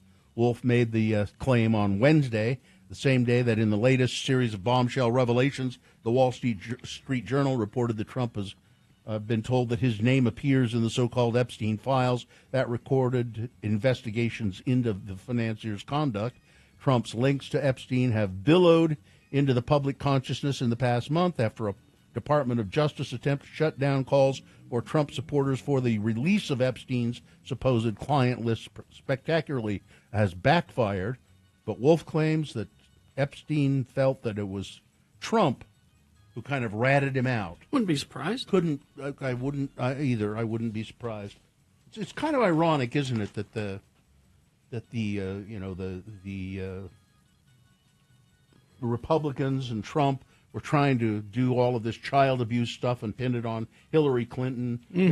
We're kidnapping kids and drinking their blood in a pizza joint. That was easier to believe. All of this nonsense. Believe it or not, yeah. And yet now here it is. It's turned around the other way, and this is based in reality. Yeah. I mean, there's probably some unreality around it, but it's really based in reality. We know that Jeffrey Epstein did what he did, and we know that Trump was a close friend of his for a long time. My favorite tweet I read this morning was 3 words you'll never hear Trump say. Those poor girls. Yeah. He'll never say that. No. He thinks of them as property. Yeah. Well, that's my property. He took my property from my spa. Yeah. He doesn't say, he took those poor girls away, and it was awful, and that what a awful. No, it's just property. Yeah. And finally, this, despite being owned by different companies, Oreo and Reese's Gina are bowing to the fans' demands and releasing a sweet collaboration. Oreo and Reese's are introducing 2 new treats that combine flavors from both snacks. Why has this taken so long? Well, because, they're different companies. These are 2 of my favorite things. Collaborations between rival companies are rare, and this marks a notable alliance.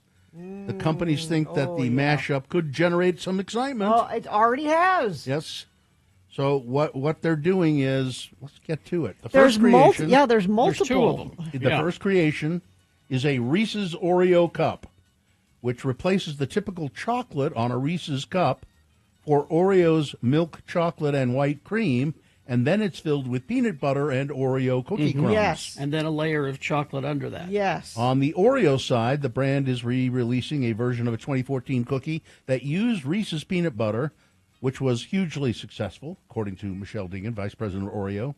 What we have seen here since 2014 is that consumers have been begging us to bring this product back. What do I have to do to get this back? Let's see. I'm trying to see when we can get them.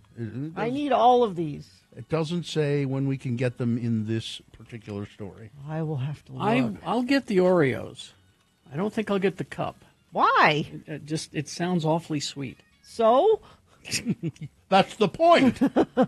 It says hitting the shelves soon, whatever that means. A pre-sale begins on August 18. On the Oreo website. Oh, I hate that. But then they will be coming to the stores as well. Okay. So there you go. All right. Weather, traffic. You shouldn't have done that, Bill. I've gone down the. There's pictures. They look good, don't they? Weather. Little patchy smoke possible today, high of 96, so slightly cooler than it was yesterday. We'll be in the low 90s for the weekend, it looks like. Traffic, that earlier incident in North Salt Lake has cleared up. I heard from a few friends of the program that said that's moving now. Crash on the transition ramp from northbound Highway 89 to I-84 eastbound at the mouth of Weber Canyon. A vehicle appears to be on its side on the left shoulder. And whatever else you're seeing, you can share it with us via text, and I will pass it along. 33986 is where you do that. Oh, now I'm looking at them. Yeah, I know, right? Now I was disappointed, though, because I looked at the website, and it's the 2 Oreo cookies with the Reese's peanut butter in this middle, and it's huge. And then it says enlarged to show detail. Oh, enlarged to make you hungry. Yeah. Let's see, limited in September and part of the line in January. Okay. So that means the monster cereals come before this. Yeah. All right, here we go. Boner You're candidate. planning out your snacks. Oh well, they got Muppet covers. Oh, okay. It's on the box cover. They're Muppets. Boner candidate number 3. One by one, they're replacing the deep state with the dumb state. Senate Republicans have voted to confirm Joe Kent, a conspiracy theorist with alarming ties to white nationalists and far-right groups, to lead the National Counterterrorism Center. Joe Kent was confirmed, 52-44. Every Republican but one, Tom Tillis of North Carolina, voted for him. Every Democrat present opposed. A former CIA paramilitary officer and twice failed congressional candidate backed by Trump, Joe Kent has regularly aligned himself with far-right extremists. He talked to white nationalist Nick Fuentes about helping him with his social media strategy. He gave an interview to a Nazi sympathizer, downplayed the extremism of the neo-fascist Proud Boys, and grouped the Black Lives Matter racial justice movement with the child trafficking rings of cartels, saying they should all face federal terrorism charges. Joe Kent has also published dangerous conspiracies, like the January 6, 2021 insurrection as being a deep state plot, and the Secret Service being in on last year's assassination attempt against Trump. But they voted him in. They said, yes, you can head the National Counterterrorism Center. This should be frightening. It's Senator John Warner, top Democrat on the committee, was strongly opposed to Kent's nomination. He warned that Congress received clear written evidence in May that Joe Kent, while serving as chief of staff to Director of Intelligence Tulsi Gabbard, tried to manipulate intelligence to match a political narrative being promoted by Trump. But no, they still voted him in. Yep. One by one. We're replacing the deep state How are you with the dumb with state. This? How? No one's paying attention. No, but I mean the Republicans that voted for him. How are they okay? They don't want to this? cross Trump. Why? Because they get death threats. Because it's the party of Trump. Yeah, and maybe some authoritarianism is what we need. That's boner candidate number 3. All right, let's review the first two and vote. Number 1, Mommy, what are Daddy Pig and Mommy Pig doing? This is a story about a family from South Carolina. Somebody stole their child's iPad, which was in a Peppa Pig case, used by this person to do a bunch of pornographic stuff, and that, of course, appeared in the family's cloud. So what are we getting here? There you go, the Peppa Pig story. Boner candidate number 2, he was trusted by Olympic champions, and he was a prolific voyeur. This celebrity osteopath in London, who claimed to have been trusted by Olympic champions and actors, jailed for being an incredible voyeur, filming approximately 2,000 women without their knowledge. And boner candidate number 3, one by one, they're replacing the deep state with the dumb state. All right, here we go. Time to vote for boner of the day. Which one of these 3 is the worst? Which one should be boner of the day? 1, 2, or 3. Remember your candidate number, the one that you think should win. Put that single digit, 1, 2, or 3, in the message of a text. And text that to 33986. That's one way to vote. You can call Katie in the producer's booth. She'll take your live voice vote at 877-602-9696. Or you can go online, x96.com, look for the box that says Boners, July 31, 2025. Click and vote. And if you don't see that box, refresh your browser. It'll appear. Click and vote. All right, and then don't forget, after this, it's the X poll. Tell us something that a member of your family does that drives you nuts. Non-political, please. All right, right after this. You got 2.5 minutes. Let's go. Vote.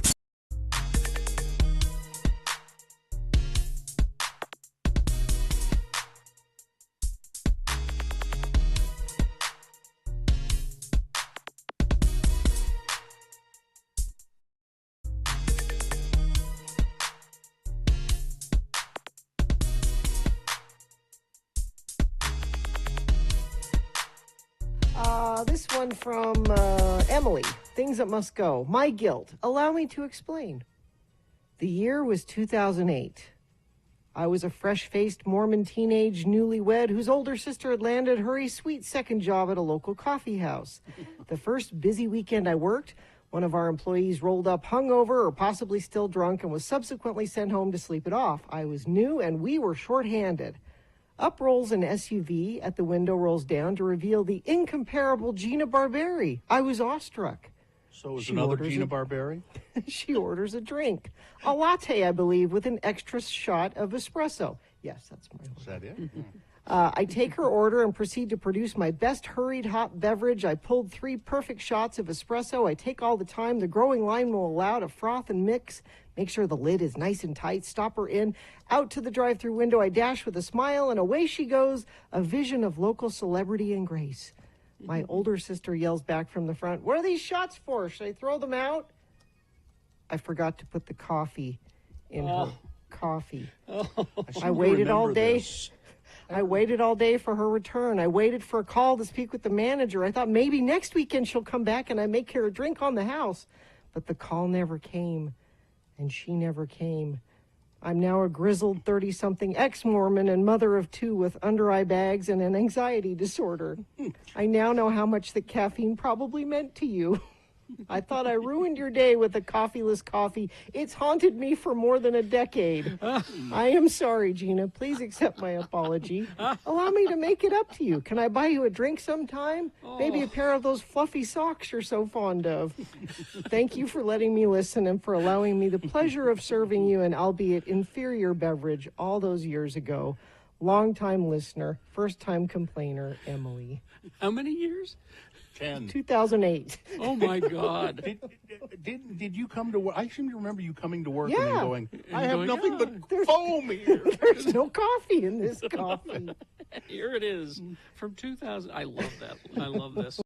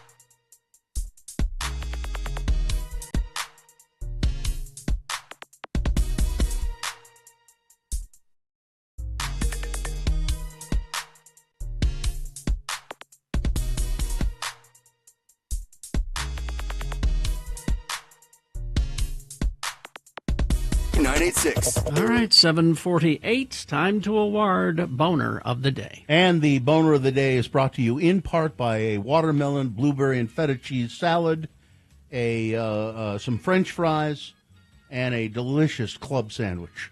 Just a straight-ahead club sandwich. Well, yeah, with some little embellishments here and there. And before we award the Boner, we're going to start the X poll right after this. 877-602-9696. The question is, what's something a member of your family or your whole family, sometimes it's a group of people that do these things, that drive you nuts? Nothing political, because that's too easy. We're looking for other things. Give us a call, 877-602-9696. Experience the Park City Song Summit August 14th through the 16th in Park City. Park City Song Summit is a different way to experience a music festival emphasizing wellness, mental health, addiction recovery, and inclusivity, with intimate performances from a diverse array of musical performers, including Green Sky Bluegrass, Goose, Marcus King, and more. For the full lineup, go to x96.com. I think I would have voted for number one. Really? What are Daddy and Pig and Mummy Pig doing, Mommy?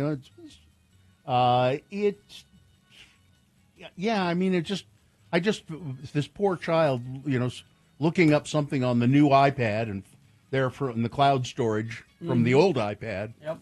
It's pornography. That's pretty awful. Got the least amount of votes. Yeah. But the winner, it's kind of what I would have thought. I would predict it to be the winner with just under 100 votes. Boner candidate number 3, One by one, they're replacing the deep state with the dumb state. All right. That's your boner of the day for today, July 31, 2025. Now qualified to be boner of the week. That'll be decided tomorrow by Dave the Flower Guy. He'll just come in at 9:50 and tell us who boner of the week is. All right, is this sponsored? It could be. Maybe your business. I could be reading the name of the website, the phone number, your address right now. But I'm not, because... All right. It's time for the X-Poll. 877-602-9696 is the number. And the question is simple.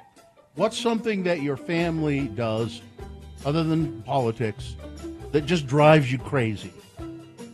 Like, there's a member of my extended family who's overly complimentary. What's wrong with that? No, I mean, it's just... I would think you would love that. No. Lays it on way too thick. Like it's insincere? Yeah, I guess it's insincere. It's just too much. It's embarrassing. Stop. Do go on. It's... thank you. Yes, I know. I know that I have a successful career. Yes, I'm you know what I'm talking about, Carrie. It's just it just gets to be too much, and it's embarrassing. And makes me feel creepy. 877-602-9696. You can text in if you want, but we would really like your phone calls. You must have several examples, Gina. Oh, well, I was just reading this one that came in via text. Why can my wife and kid not put dishes in the dishwasher? They stack them high in the sink, which is literally inches from the dishwasher. Is it really that hard? See, we got the phone call. I don't have any because I don't speak to my family because of politics. But anyway, let's go. Tim the Tree Guy is here. Tim, something your family does that drives you crazy. Makes me the referee between them squabbling. Oh, yeah. Yeah. Well, Dad, she said this, and Yeah, it's always, and I mean, they're all grown and gone, and it still happens.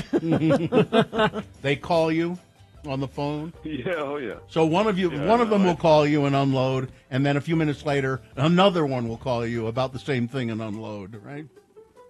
Right, or sometimes they call me in a group chat. I mean, it gets old. Oh, yeah. Oh, geez. Wow. Oh.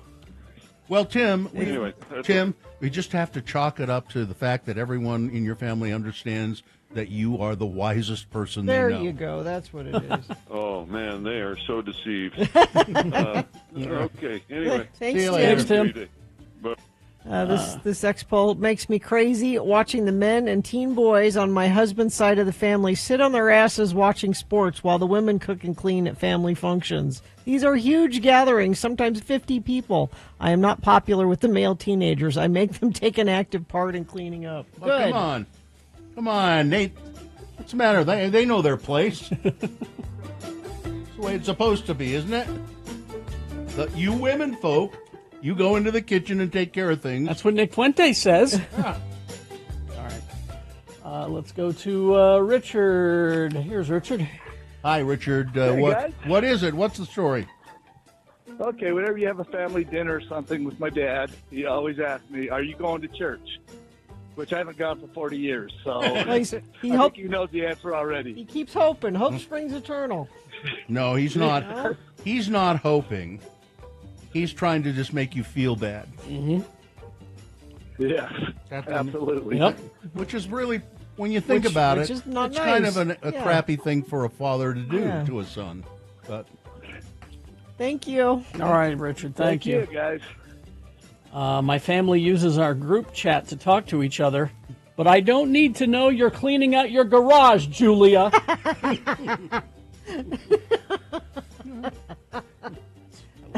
In-laws who feel the need to tattle. One adult baiting the other adult, or ratting out the other adult to the parent. My family tells me I'm bossy, but then they all want me to solve their problems. Yeah. That's a Tim the Tree Guy situation. Yeah. My in-laws all bite their forks when they eat. It's awful. Bite their forks? Like you can hear the metal. Right? My family celebrates every single holiday and birthday together.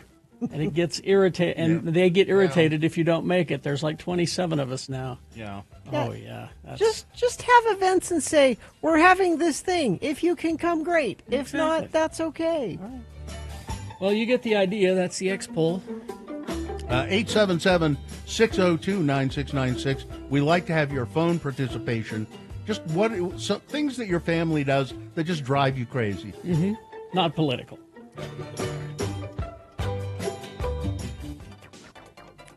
Okay, let's see if anything is cropped up. Sometimes things crop up, and then you text them to us, 33986, because you see them, and you say, hey, look what cropped up over there. I should tell Radio from Hell.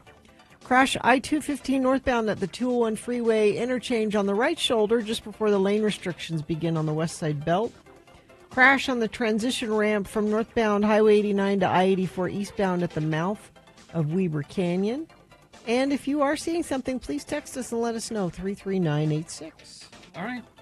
X-Poll continues after this short break, 877-602-9696. Call in, tell us something that a member of your family or all of your family members do that drive you crazy. That is not political. We'll get to it after these. Salt Lake Film Society. It's Broadway Center Cinemas. If I'm going to the movies, this is where I like to go. slfstix.org for everything you need there. See movies on the big screen there. They've got the Summer Showdown going on. I believe Django Unchained is still in the lead. You can change that, though, by voting with your butt in a seat by going to a movie. This week, it's Holy Motors versus Pan's Labyrinth. You probably know Pan's Labyrinth. Maybe not Holy Motors. Apparently, they're equally weird, but very different in ways you don't expect. See them on the big screen both nights, Fridays and Saturdays. Also see the Sundance sensation A24's Together, now playing at the Broadway. Join the Salt Lake Film Society Red Carpet Club. They support retrospectives, film festivals, cinema events like this.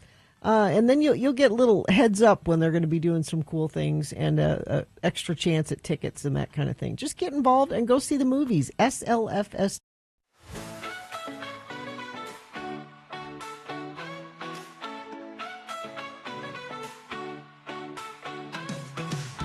In the Clyde Collective, we know how to have a good time. Come show. Colors, bright lights, all aglow. Watch and learn, my friend. Let's go.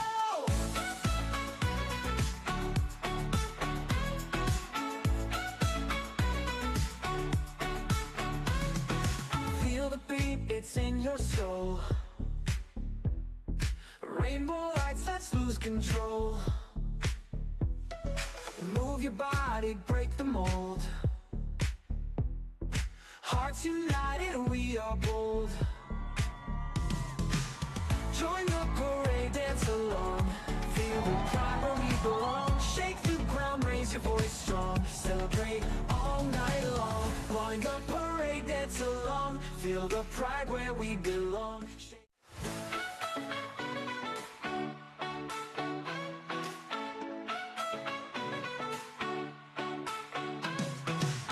In the Clyde Collective, we know how to have a good time. Come show. Colors, bright lights, all aglow. Watch and learn, my friend. Let's go.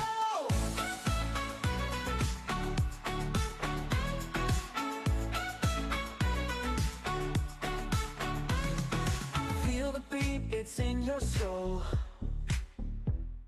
Rainbow lights, let's lose control. Move your body, break the mold. Hearts united, we are bold. Join the parade, dance along. Feel the pride where we belong. Shake the ground, raise your voice strong. Celebrate all night long. Join the parade, dance along. Feel the pride where we belong.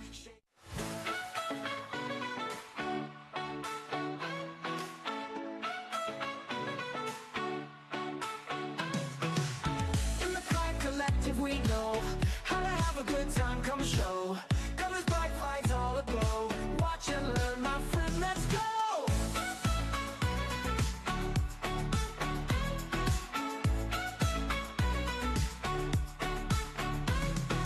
Feel the beat, it's in your soul.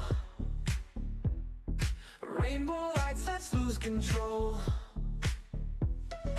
Move your body, break the mold. Hearts united, we are bold. Join the parade, dance along. Feel the pride where we belong. Shake the ground, raise your voice strong. Celebrate all night long. Join the parade, dance along. Feel the pride where we belong.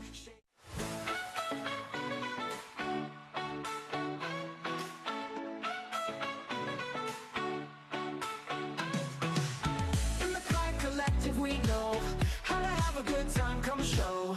Colors, bright lights, all aglow. Watch and learn, my friend, let's go!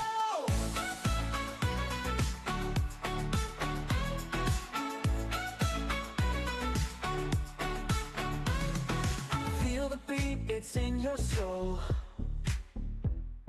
Rainbow lights, let's lose control. Move your body, break the mold. Hearts united, we are bold. Join the parade, dance along. Feel the pride where we belong. Shake the ground, raise your voice strong. Celebrate all night long. Join the parade, dance along. Feel the pride where we belong.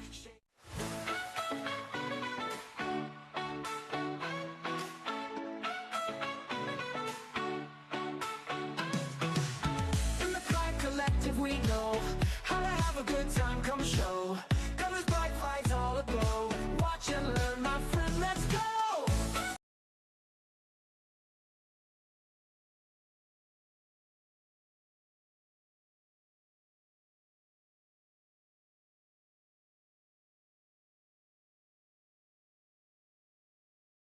For that way. Yeah, Draper. All right, it's the X-Poll, 877-602-9696. Stuff that your family does, not politics, because everybody has that. Yeah. But, This other stuff's more fun. Something that your family does that just drives you crazy. All right, let's begin with Mike. Hey, Mike. Hi, this is Mike. I'm listening in Ogden and enjoying the show. Thank you. Something our teenagers do is complain about there's no food in the house, even though we just went shopping. What they mean is there's nothing there that they like. Right. The pantry and the freezer's bursting with food, but there's no... And then, we have cereal boxes all over, but there's no hot prepared food for them to eat right then and there. Yeah, it's at that point you say, if you want to eat, you have to learn to make it yourself. Mm-hmm. Yep. All right. Thanks, All right. Mike. Thank you, Mike. Let's go to Amy. Hello, Amy. Hello, Amy. Hello. Good morning, guys. Morning. Hi. Go ahead. Hi. So my family is late. Yeah. Everywhere they go. Chronically, yes. Yeah. I hate Yes, that. and my dad was late to everything, so much so that his doctors would schedule him for they would tell him a 1 o'clock appointment, Yeah. but it was really a 1:30 appointment. Yeah. We had to do this with my sister-in-law while we were traveling in Korea and Japan, because we would tell her we're leaving at 7 and she would be ready at 7:30. So we started saying 6:30, and then she was at 7:15. There's no excuse for that. I mean, everybody's late once in a while, but chronically late that everybody knows you're always late, that's not okay. Pretty strange. Right. Yeah. Like, my dad also was the organist at church, and he had to be there before everyone else, and he was showing up 5 minutes after it started.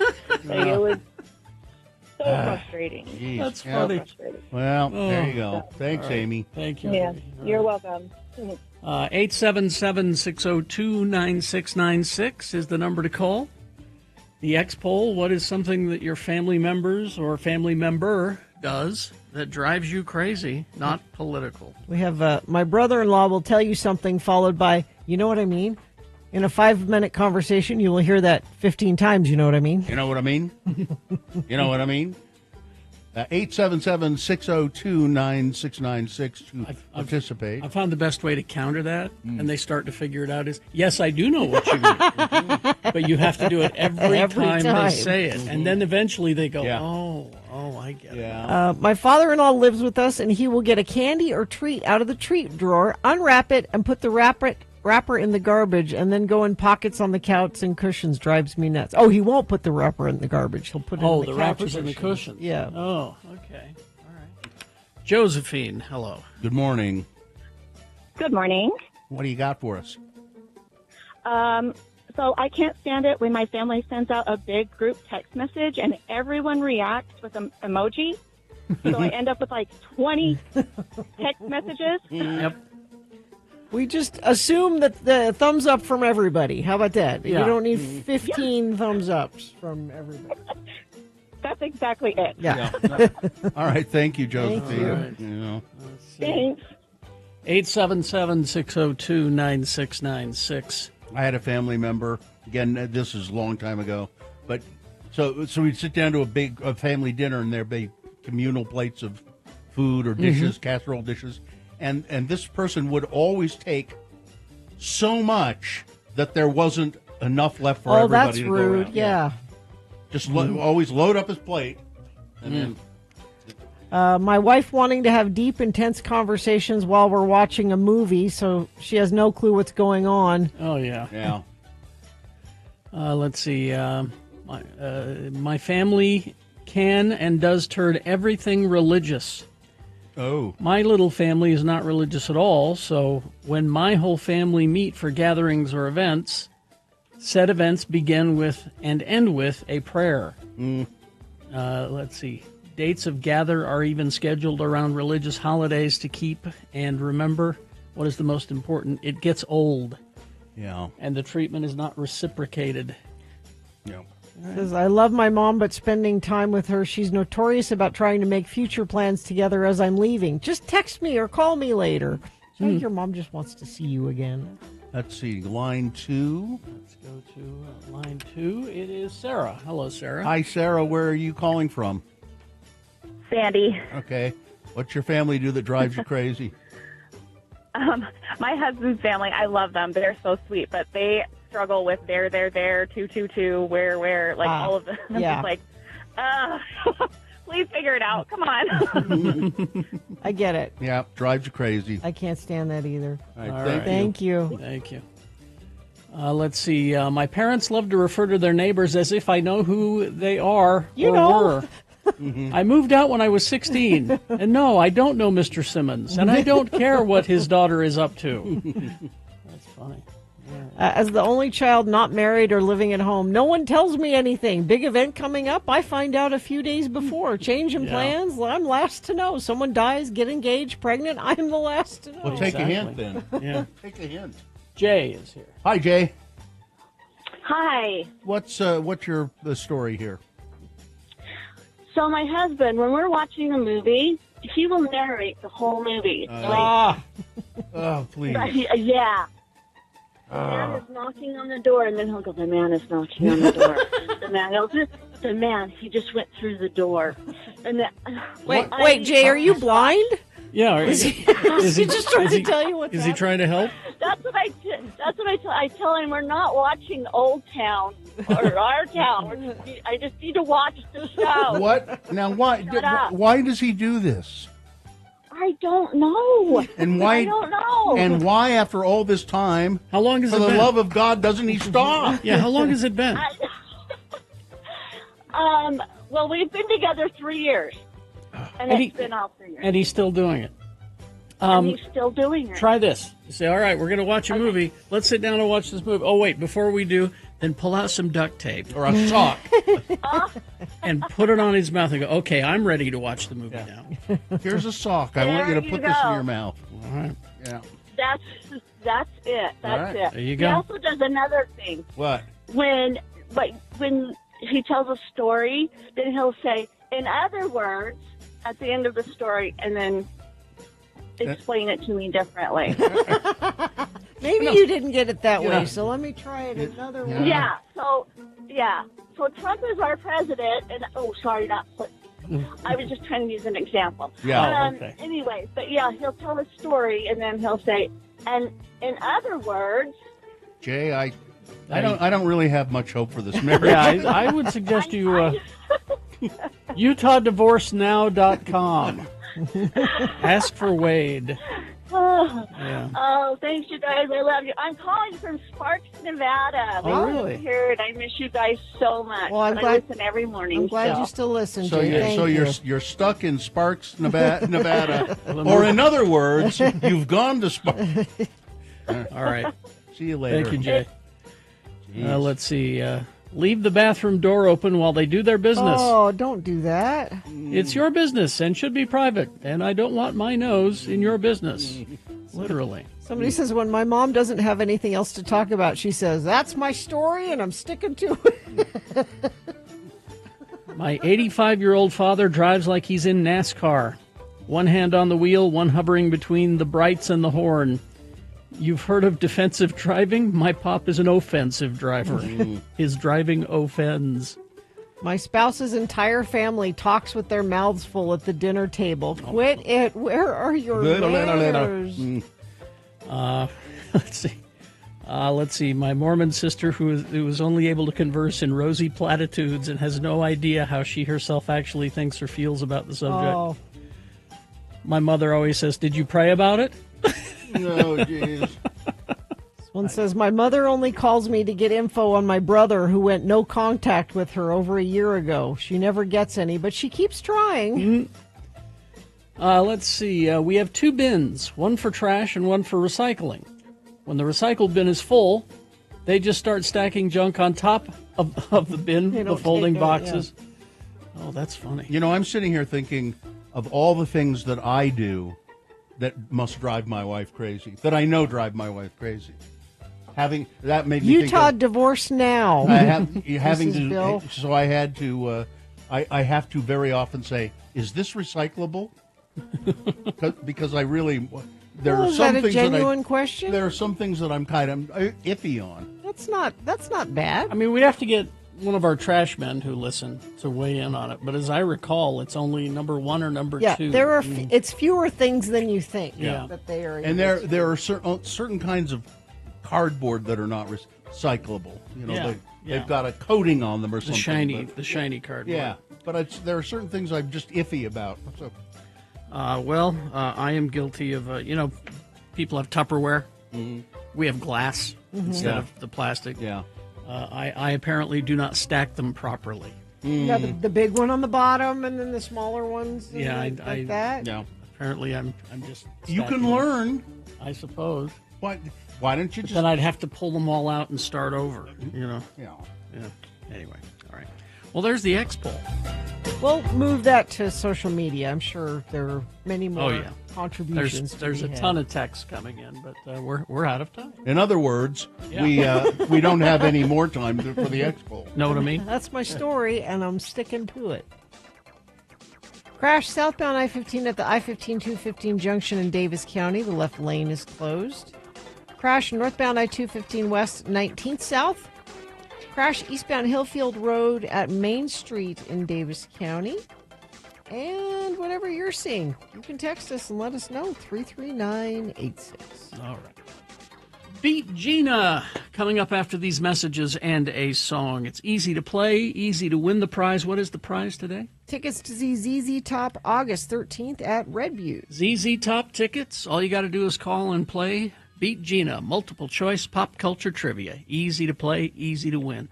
877-602-9696. You will get these ZZ Top tickets if you play Beat Gina. It's that.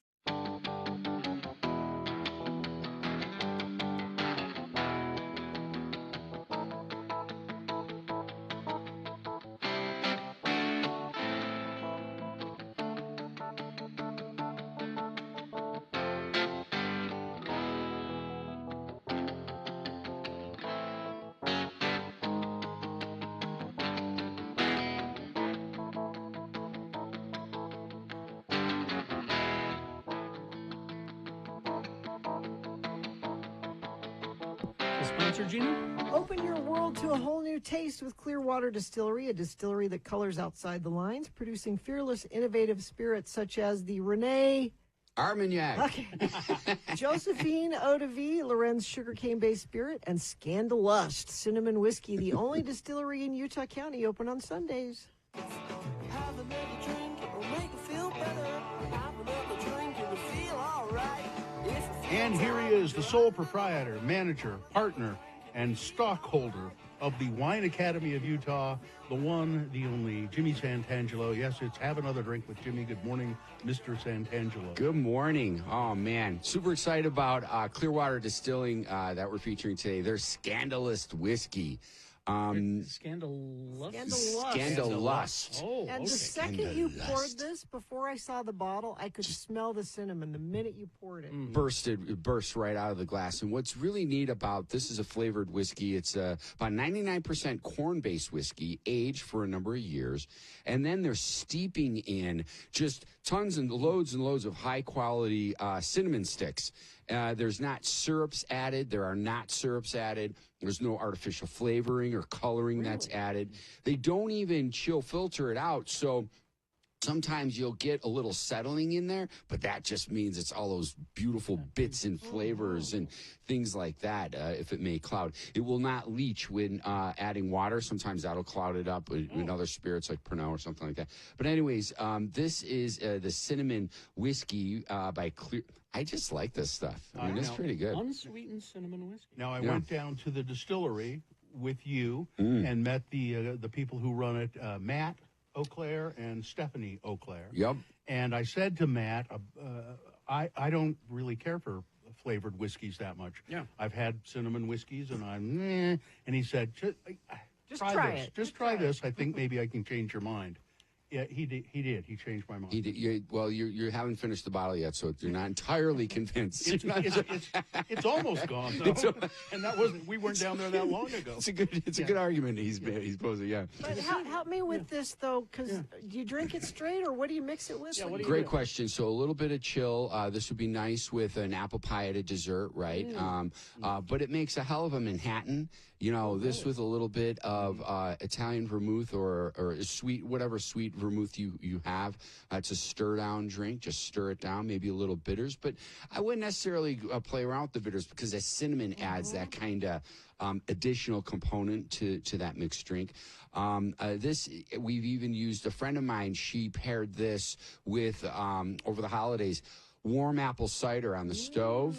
She put a bottle of this, and then she had brandy. Her grandmother always likes brandy right there. And then they actually had, what's the whiskey you like? The Wild Turkey. Wild Turkey. So 101 it was. And then she said she could tell which was popular by how low the bottle got, and this won out based on people.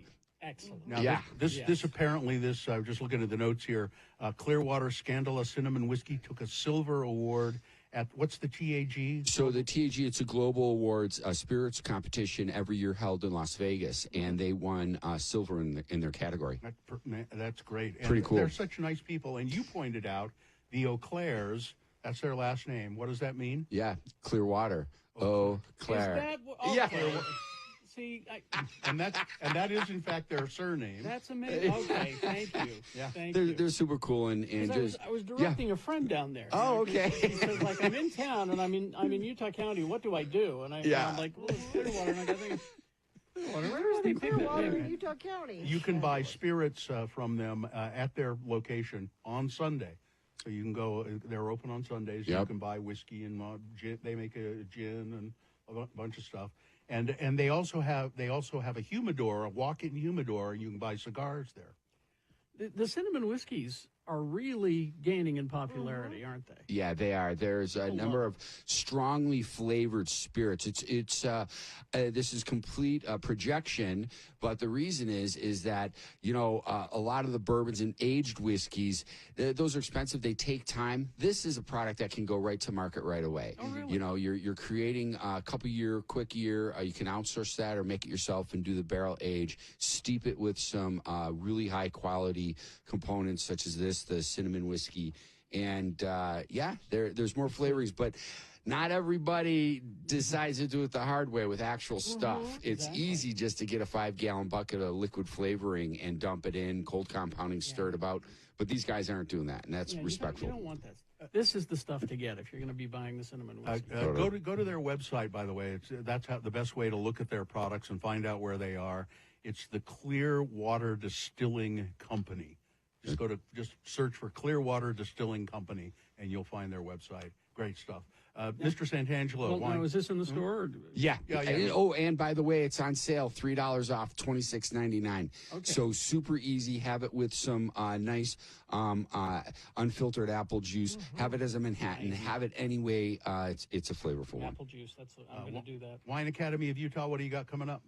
Next week in June, we've got the Westerner on the 13th, where we're doing Spirits for Dad for Father's Day, and then the following week on Thursday, we're over at the Leonardo Museum. Look forward to seeing you there. And we will be hearing from you next time from where? From Scotland. I'll be calling in next Friday from Scotland, and I'll be I'll have a dram in hand, I'm sure. It's very exciting. WineAcademyofUtah.com is the website to get a hold of Jimmy and see where he's going to be at. Thank you for bringing this. Is delicious. You're welcome. Thanks, guys. Have a great weekend. Cheers. If you feel down and you're under the weather, have another drink and you feel all right.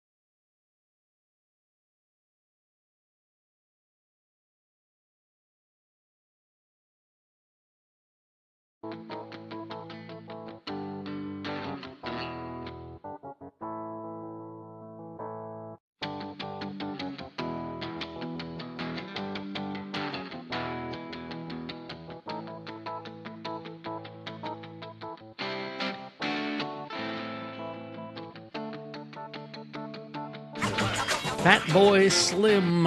Oh. It's his birthday today. Is it? 1963. Oh, man. And Fat Boy Slim, not his real name. His real name is Norman Cook. I'd change it. Which isn't a good DJ name. No. So. Have to, to appreciate that song, you have to watch the video with Christopher Walken dancing through a hotel. And people say, was that really him dancing? You bet it was. The song is Weapon of Choice. All right, so is this a sponsored feature, Gina? Catch ZZ Top August 13th at Red Butte, part of the Red Butte 2025 Outdoor Concert Series. You can get more information about that show at x96.com. You'll have to forgive me. I was a little distracted watching Christopher Walken dancing around a hotel. B. Gina will pretend to be a game show in just a moment. But first, this important message for the men in our audience from me, your announcer, Johnny Ola. Guys, are you looking for a hair product that really works? Well, look no further than Duke Hair Pomade. Duke is the new greaseless hair pomade that trains and holds your hair, no matter how wiry, in perfect place all day long. Women love that Duke look, as you can see from our handsome man in our ad here. Not too hard, not too soft, just right. Get it. Get Duke at your drug counter. Get Duke. Get Duke. Yes, not greasy. Lovely hair pomade. Duke Hair Pomade. And now, here's a man who has no need of hair pomade. His hair comes out perfect every time. Your host, Kerry Jackson. Thank you, Johnny Ola. You're welcome. More of a Dapper Dan man myself. But, yeah. I'm a Vitalis guy. The randomizer has picked a contestant. Gina, you'll be playing against Blake today. Hi, Blake. Are you there? Yeah, good morning. All right, Blake, we're going to toss a coin to see who goes first. It will give you the advantage in the game if you call it correctly. You have a choice between heads or tails. Head. All right. Let's see what we got. It is heads, as a matter of fact. Wow. You go first. You're one step closer to getting these ZZ Top tickets. First question is for you to answer on your own. Multiple choice, pop culture trivia. If you get it correct, you get the point. If not, Gina has been paying attention, and she will answer that same question correctly, stealing your point away. And we'll go back and forth till one of you gets 3 points. I've got some leftover trivia questions for Arnold Schwarzenegger. Okay. All right, so, Blake, first question for you. Arnold was the original choice to play the main character in what movie? Is it 1, the shark in Jaws the Revenge? Is it 2, Edward Scissorhands? I cannot hold you because I now have scissors for hands. Is it 3, the nuclear man from Superman 4, The Quest for Peace? Or 4, RoboCop? That would be RoboCop. RoboCop is correct. Wow. Nicely done. I'd buy that for $1. There's a point for Blake. Gina. Mm-hmm. Arnold largely retired from acting in 2003, but made his comeback in 2012. Okay. With which film? Okay. Is it 1, The Expendables 2? Is it 2, Fubar? Is it 3, Downton Abbey? Or 4, Mutual of Omaha's Wild Kingdom? No. Marlon Perkins.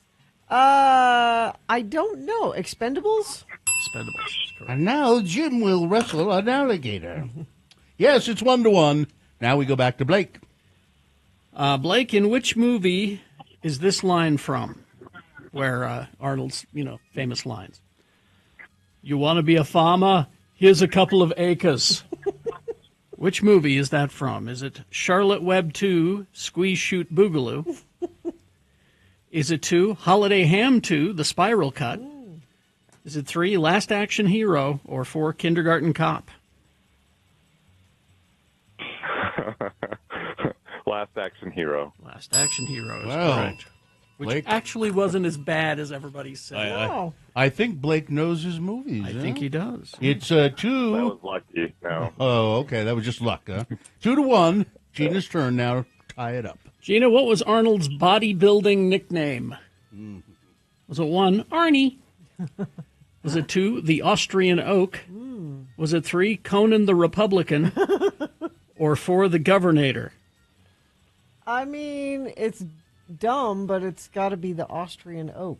Austrian Oak Yes. is correct. He was also called the Governator. But that was later. When he was the governor. But not for weightlifting. Yes, it's 2-2 now. And Blake's turn. Blake, if you get this, you win. Blake, we're switching from Arnold Schwarzenegger to the complete opposite, Will Wheaton trivia. They almost couldn't be any more different. Exactly.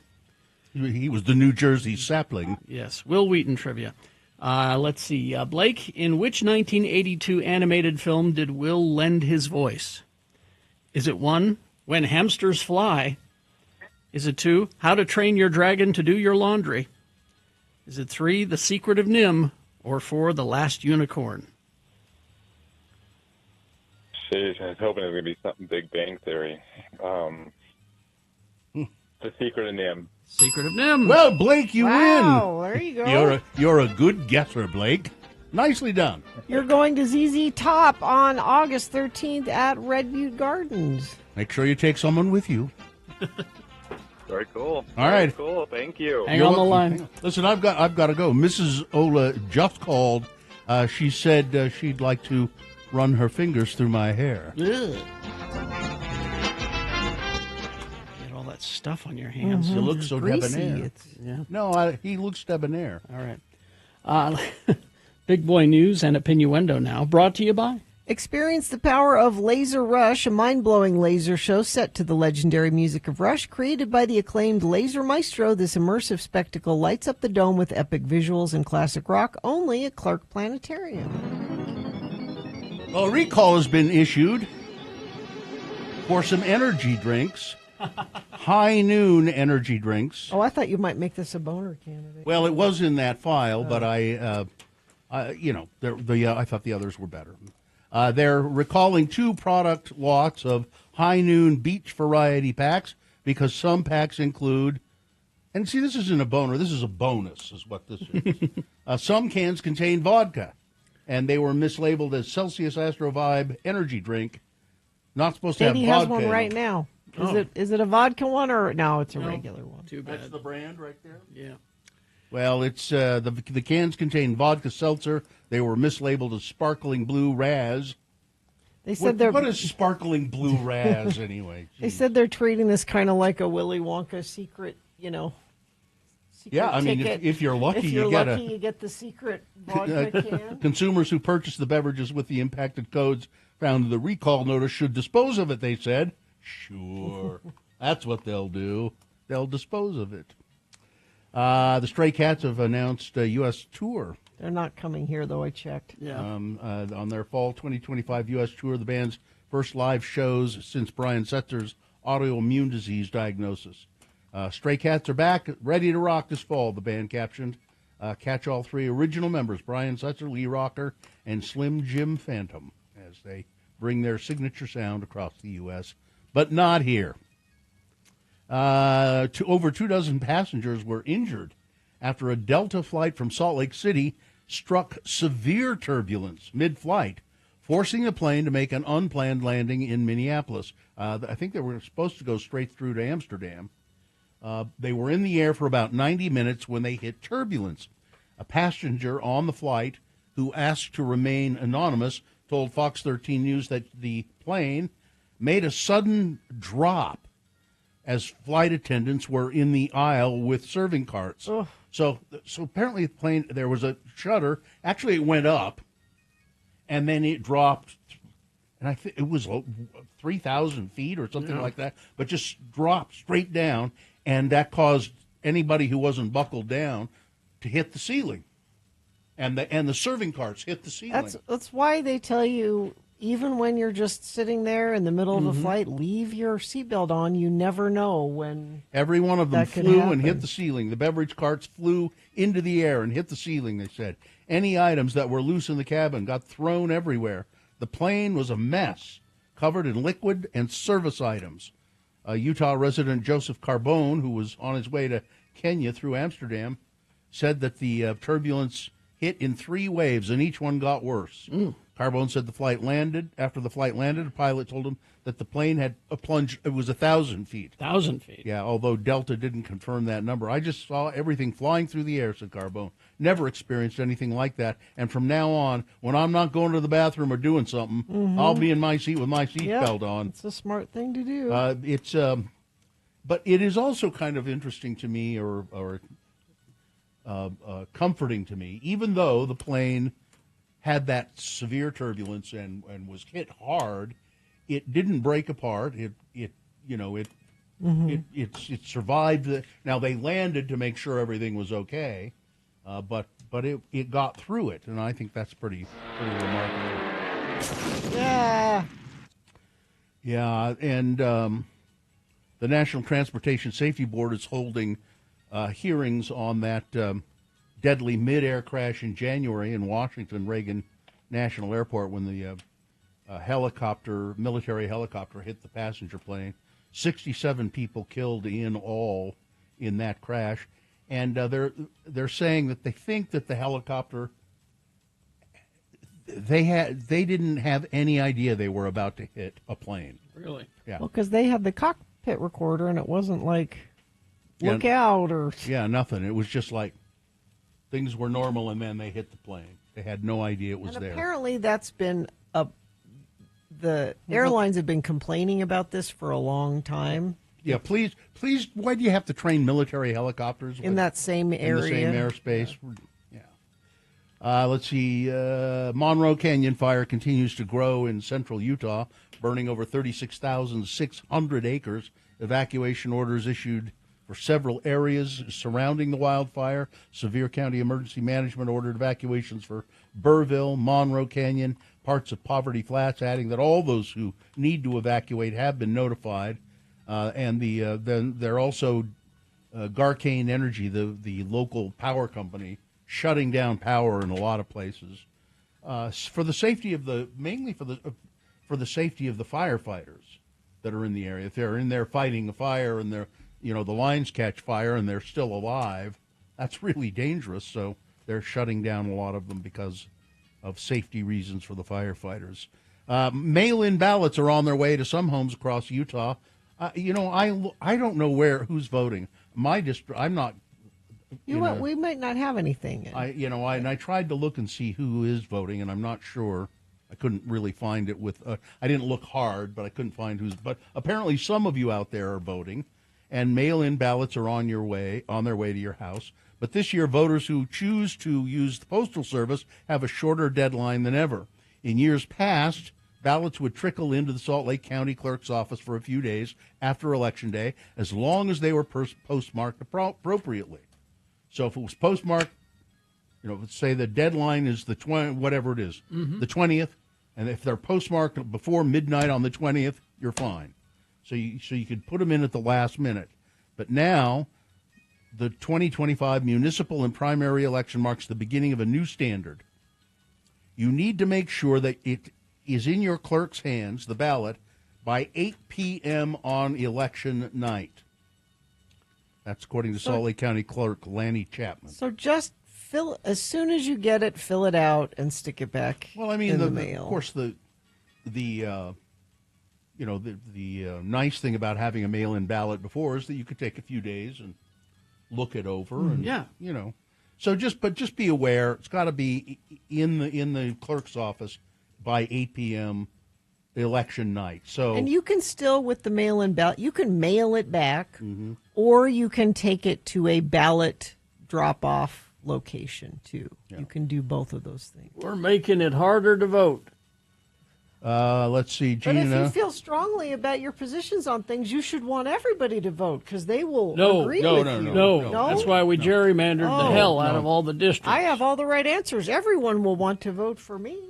Gina, here's a story I know. It says everything you want to know about brain-eating amoeba. Please. That killed a kid swimming in a lake. 12-year-old boy died from a brain-eating amoeba 2 weeks after a holiday weekend on a popular South Carolina lake. The brain-eating amoeba enters the body when water is forced up the nose, like when somebody jumps or dives into the water. Yeah, see, I don't do that.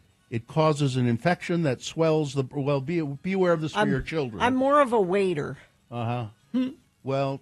Yeah, there's no sudden movements. And I also don't jump into lakes or if I get into anything, it's a pool that I can see the bottom of. This increases infection. It causes an infection, this amoeba. It swells the brain and destroys tissue. And it's pretty serious because, fewer than 10 cases are reported every year.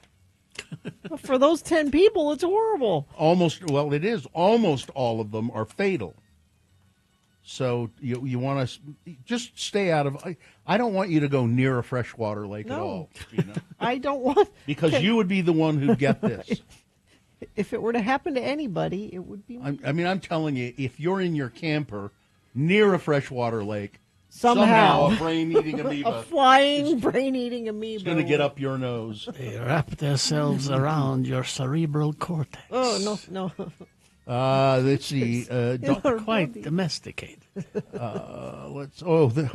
a story for you. Okay. A city council member in Virginia ran through the office covered in gasoline and then was set on fire by a man who chased him outside. Holy cow. Wow. Lee Vogler was flown to a North Carolina hospital after the attack that investigators say stemmed from some personal matter that was unrelated to his politics or work as a councilman.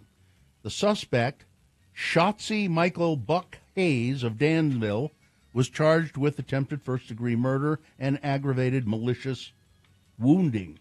Police say the suspect entered Mr. Vogler's office, where he works at a local magazine, confronted him, doused him in flammable liquid. Both men then left the building, and the 29-year-old suspect set Mr. Vogler on fire. Mr. Vogler was taken to a burn unit at a hospital, and his condition is not immediately known. I told this story before. I'm pregnant with... You are? No, this is an old story. Oh, I'm pregnant, and I'm at the gas station filling up my car with gas. The guy on the other side of the tank got out like a red gas can that he was filling up, put it on the top of the gas pump, and got the handle out to fill up the can. He's squeezing the handle and then starts it and sends gasoline shooting over the top of the pump onto my head. So he was an idiot. And I said, "What? Hey, you're just poured gas all over me." And he says to me, "Yeah, well, it got on me too." That was his answer. That was his answer. But here I am, covered in gasoline, and I am petrified. Did he offer you a cigarette? No, but I'm like, I'm worried about something between the time I get in my car and drive home sparking me on fire. I'm covered in gas. It was so scary. Because what do you do?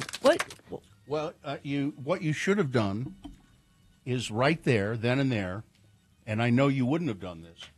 You should have taken off all of your clothes. Would you have? I mean, seriously. You should have taken off the undergarments and everything. Yeah. And stepped away. I was worried about even just starting my car, because that's a spark that does that. That's right. And then you should have walked home.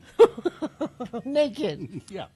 Or maybe, covered in gas. Or maybe you could have gone into the convenience store and naked and said, "Could someone give me a ride home?" If you're not a smoker, I'd like a ride home. But I can't imagine being assaulted in that way. Like, how frightening to be. Well, and this guy's condition is not known. Yeah. He's in the burn unit. His father said, "I don't know how he's doing," at least of this writing, and the health center wouldn't give the press wouldn't give the reporters any comment on his condition, and they don't know what the beef was between these guys, but they said it was just so. And there was a whole bunch of employees there, and this guy, Mr. What was his name? I want to say Vogler. Yeah, he's running through the office, covered with gas, being pursued by this other guy, and he's yelling, "Call 911! Oh, call 911!" So scary. All right, sports weather traffic. Well, in case it wasn't clear, after the 74-game Jeopardy winning streak, not to mention winning the Jeopardy Greatest of All Time tournament back in 2020, Ken Jennings is really good at trivia. Yes, now, he is. The skills have paid off so well on Jeopardy over the years, he's transferring to a different game show. In a celebrity edition of Who Wants to Be a Millionaire, Jennings has paired up with movie star Matt Damon in an effort to win up to $1 million for Damon's nonprofit water.org. Matt Damon. Going into Wednesday night's episode, they were just 2 questions away from the $1 million prize. I'm not going to give it away if you're going to want to watch it. But we watched the first part. Yeah? Mm-hmm. Just watching Kimmel make fun of Matt Damon the whole time. Yeah, that was worth it. The $500 question was a tough one for both Jennings and Damon. Did you see this one? Mm-hmm. What was the question? Who spent several minutes mulling it over. With another career path already established, who got his first taste of the entertainment world when he entered the Steve Martin lookalike contest? Here are your choices. Dr. Oz, Jerry Springer, Bill Nye, or Anthony Bourdain. Bill Nye. How do you know that? I don't know. I just do. The pair opted to use a lifeline and ask Kimmel for assistance, although Damon wasn't initially on board with the move because he said he doesn't trust Kimmel to help him out. The answer was Bill Nye. And because Bill Nye, if you think about it, looks a little bit like Steve Martin's a handsome man. Bill Nye is not a handsome man. Is it Bill Nye the science guy or Bill Nighy the actor? It's Bill Nye. Okay. Yeah. It doesn't say the science guy after it, but that's who it is. Okay. Well, he's not a bad-looking guy. All right. That's your sports? Yeah, that's a sport. All right. Weather? And by the way, people sent me some video of that RSL dust up in the parking lot. What happened? Just some fans got into a big brawl in the parking lot. I don't have much more than that, but they sent me video of it. So thank you. If anybody knows anything more, you can text it to us, 33986. Weather. 96 for a high today. Could see some patchy smoke in the air still. Overnight low 66. Be slightly cooler for the rest of the weekend, down in the low 90s, hopefully, for the daytime highs. That's the best we can hope for right now, folks. I'm sorry. I wish I had better news for you. Traffic. Let me see if I have better news for you there. No new accidents to tell you about. Yeah, these are all about an hour old. I'll just mention it quickly. Crash I-215 northbound 201 freeway interchange on the right shoulder right before the lane restrictions on the west side belt. But like I said, that was about an hour old. That might be all cleaned up by now. Let us know if you're seeing something out there. 33986. Haster Games for board games. Magic the Gathering, Pokemon, miniatures, dice paints, and more. Haster Games, 6831 South State or hastergames.com.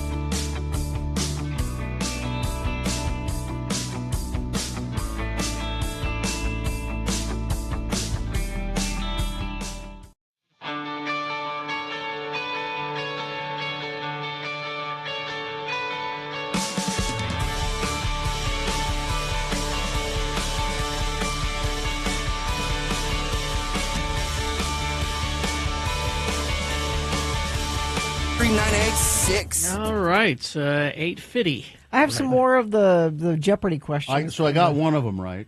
I mean, Who Wants to Be a Millionaire? Oh, I'm sorry. Who Wants to Be a Millionaire? Okay, let's do some. These are the ones that they did on the show. Yeah. That's now, I didn't see the show, so that's You're not not how cheating. That's not how I got the Bill Nye question right. And I said Jeopardy because it's Ken Jennings was on it with Matt Damon. Okay.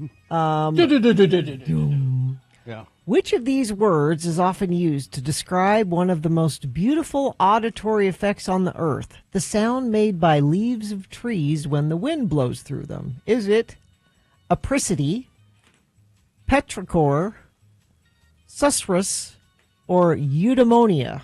Susurrus. How do you know that? I don't know. I just do. Russell wasn't an option? Yeah. No. The rustling of leaves? Yeah, no. It's because I read poems. Poems? Poems. I read poems sometimes. That was their final question. Jennings and Damon officially joined only Chef David Chang and Ike and Alan Barinholtz, their brothers, Yeah. comedians, as $1 million winners on the celebrity edition of Who Wants to Be a Millionaire. Here are some other questions they had. All right. Achieving statehood in 1912, what is the newest state with the word new in its name? Is it New Hampshire, New York, New Mexico, or New Jersey? That one's pretty easy. I would say New Mexico. Yeah. Clocking in at just 34 seconds, the shortest Billboard Hot 100 hit ever, oh, this is easy too, is Jack Black's Steve's Lava Chicken song from what film? Minecraft. Yeah, that's easy. That's not susurrus. Well, they start out with the easy questions and then they get harder That's as they true. go on. Though Donatella will still serve as the chief brand ambassador, what Italian fashion house was bought by rival Prada for a reported 1.4? Yeah, these are easy. In Philadelphia, a sculpture that reads "Yo" from one side, but a different word from the other side. It's what's his name? The Rocky. The Rocky statue. No. No? I'll keep going. You don't want to wait till I give you the... I was trying to go ahead. So it says "Yo" on one side. Oh, I'm afraid terribly sorry. We have to kick you out. I'm sorry. What is the So let me read it again. In Philadelphia, a sculpture that reads "Yo" from one side. I bet they are trying to trick you with that. Yeah. But a different word from the other side sits in front of a museum dedicated to what? Oh, so maybe that is the Rocky sculpture, but what is the museum it's in front of? What's the That's museum? question. That's I don't know what it is. Astronomy, jazz, Jewish history, or classic cars? I'm going to say astronomy. Astronomy. Just strictly a guess. It's Jewish history. Okay. Prince wrote the hit song 1999 after watching a documentary about what historic figure? Is it Nostradamus, Rasputin, Plato, or Charlemagne? Well, I want to say Nostradamus. Yes. Ding. Yeah, that's what I would say. Which of these acclaimed novels is the only one that was originally written in English? You know what? Say it again. Which of these acclaimed novels is the only one that was originally written in English? Okay. Around the World in 80 Days, All Quiet on the Western Front, A Passage to India, or Love in the Time of Cholera? Around the World in 80 Days. No, A Passage to India. Who wrote that? I don't know. Some guy. Yeah. Let's see. In a popular Spanish New Year's Eve tradition, revelers attempt to eat and swallow 12 of which food before the midnight bell tolls 12 times? Pimentos, grapes, anchovies, or hazelnuts? Jeez, I don't know. Grapes? Yes. Oh, okay. You got it. Let's see.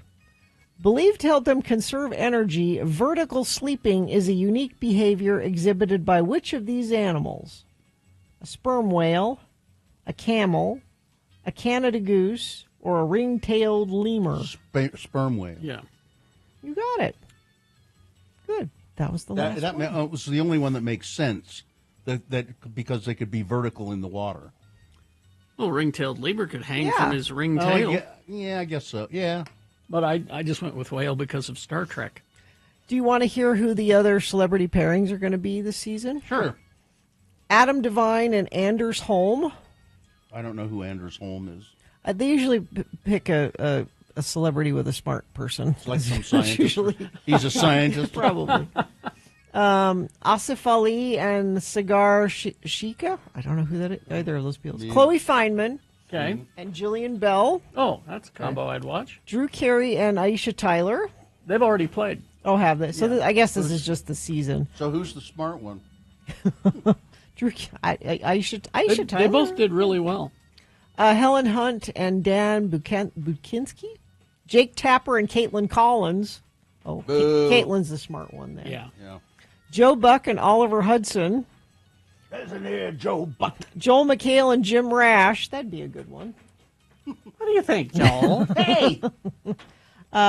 Jordan Klepper and Ronnie Chang. Mm-hmm. Cal Penn and Jamila Jamil. Mm-hmm. Mike Birbiglia and Atsuko. I can never say her name. Atsuko Akas. Okay. She's very funny. Yeah. I've seen it. She's the one she has a funny name. Yes. She has the haircut. Yeah. She's the funny one with the haircut. Her most recent special wasn't very good. Oh, though. No. Sarah Silverman and Mark Maron. Oh, there you go. There you go. So, no? Mark Maron just he gets on my nerves so bad. I just listened to an interview with him yesterday on Fresh Air, and he just gets on my nerves. Well, his podcast you don't ever have to listen to. So. I know it's going to be gone. But you even if it wasn't, you didn't have to listen. Don't have to listen. Let's see. New crash, eastbound 201 freeway approaching Bangor Highway. Vehicles are blocking the left lane shoulder, backing traffic to Mountain View Corridor. Let me see if we've got anything else. Nope, nothing else, but you can certainly send us something if you see it, and we'll pass it along. 33986. All right. We're going to take a break, play a song for you. After the song, it's the Boner Recap game. Easy to play. All you have to do is tell us who won the boner this morning. If you were listening, you know. If you weren't listening, you could probably guess today. But why take that chance? Cheat. Go to x96.com, look for the box that says Boners, July 31, 2025. Click on there. It'll say winner next to the correct answer. What is our prize for today? Catch Third Eye Blind September 10th at the Days of 47 Arena at the Utah State Fair Park. All right, Third Eye Blind tickets. All you have to do is tell us who won the boner this morning. You'll win if you play 877-602-9696. That's the only way to win is if you play. And if you play, you will win. Can you make it any clearer? Am I being clear? I don't know. All right, 877-602-9696. RenaissanceRanch.com. Let me be clear about Renaissance Ranch. It is an addiction treatment center for men, and it has a full continuum, including sober and transitional housing. Also, they have a guarantee at Renaissance Ranch. If you go through the program, and this is for addiction treatment to drugs or alcohol, if you go through the program, complete and graduate the whole thing, and then sometime you have a relapse, you can come back and they will take you through it again, and this time it'll stick. Renaissance Ranch Addiction Treatment Center. It's a locally owned business. It's a family-owned business, and they really care about treating addiction because it's touched their family. It's touched many of our families, or maybe it's you. They offer residential and outpatient services. You can schedule a free consultation by going to RenaissanceRanch.com. They do accept most private insurance plans.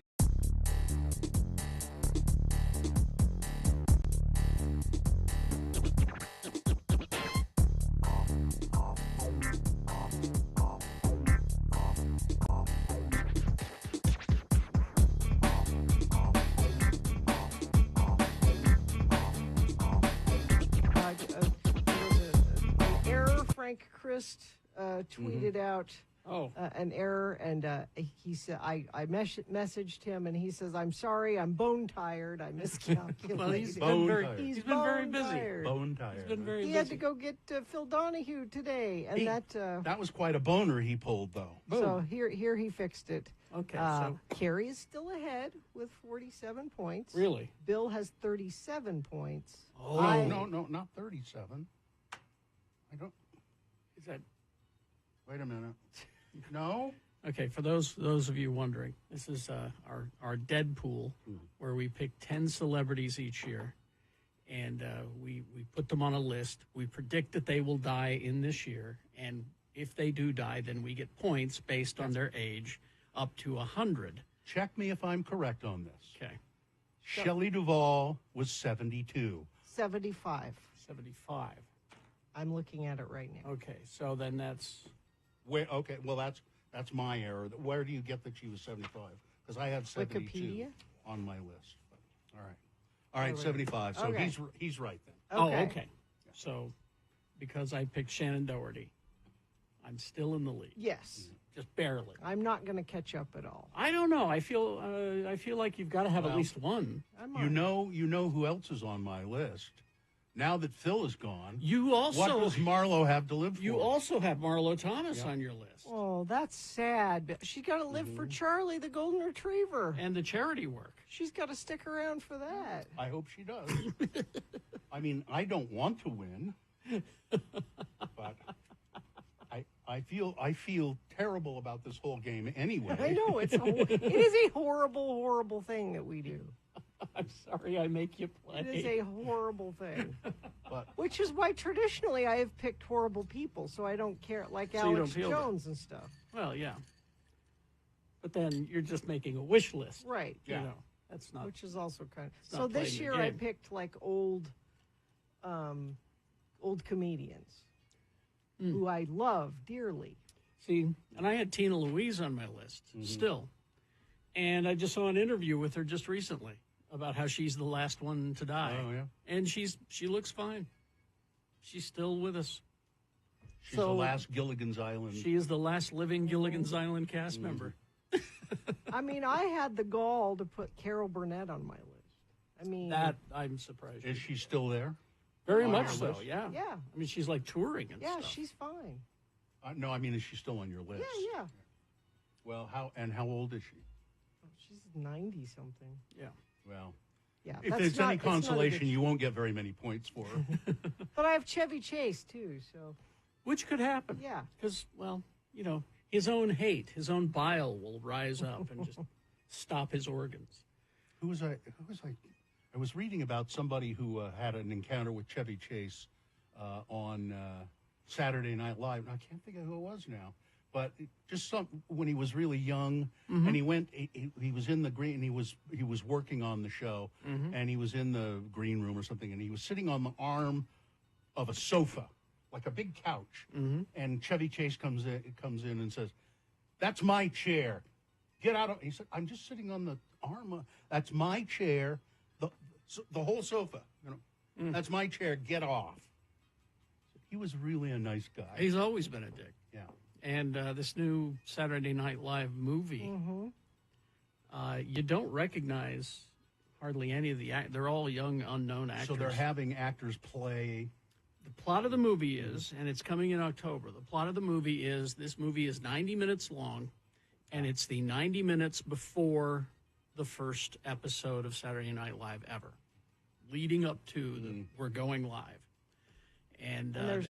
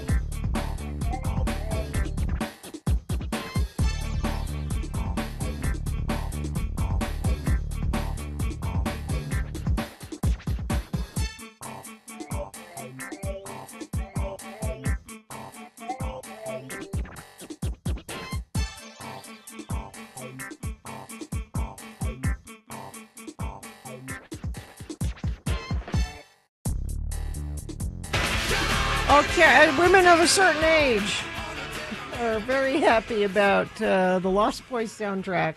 That's In Excess, and I don't know who. Jimmy somebody Barnes. else, yeah. Men can like that song, too. From what city? Boomhauer in Taylorsville is a man who likes the Lost They like Boys. that song. Yeah.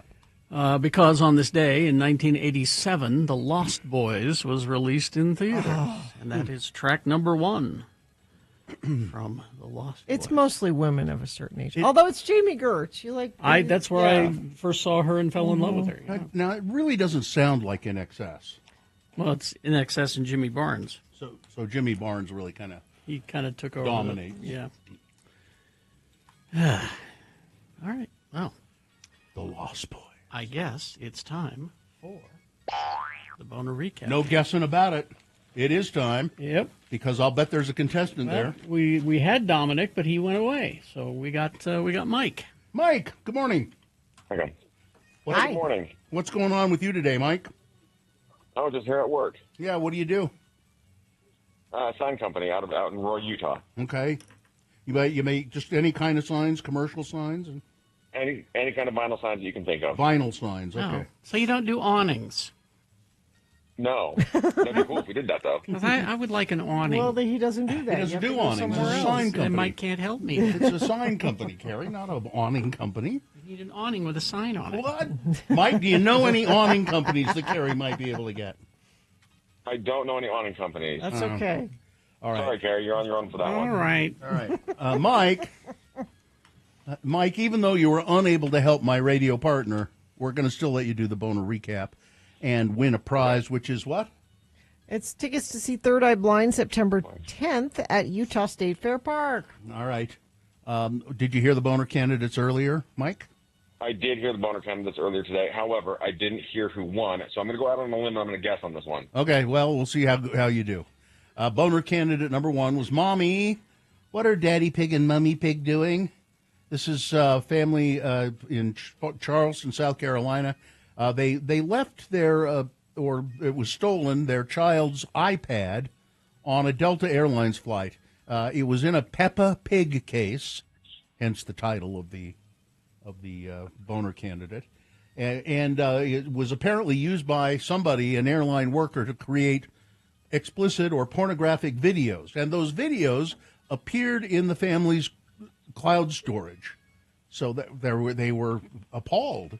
Now, I don't know if one of their kids saw it or not, but they were appalled, and they've been trying to track down who did this with their child's iPad, and Delta's trying to shunt it off, saying, it was a vendor, it wasn't one of our employees. Then there was Boner candidate number 2. He was trusted by Olympic champions and actors, and he was a prolific voyeur. I'm not sure how he had time to do all of this stuff. This celebrity osteopath in London who claimed to have been trusted, and claimed because he was trusted by Olympic champions and actors. Turns out he was also an incredibly prolific voyeur. He managed to take intimate photos and videos of approximately 2,000 women without their knowledge. That was Boner candidate number 2. Boner candidate number 3, one by one, they're replacing the deep state with the dumb state. You can't make it up.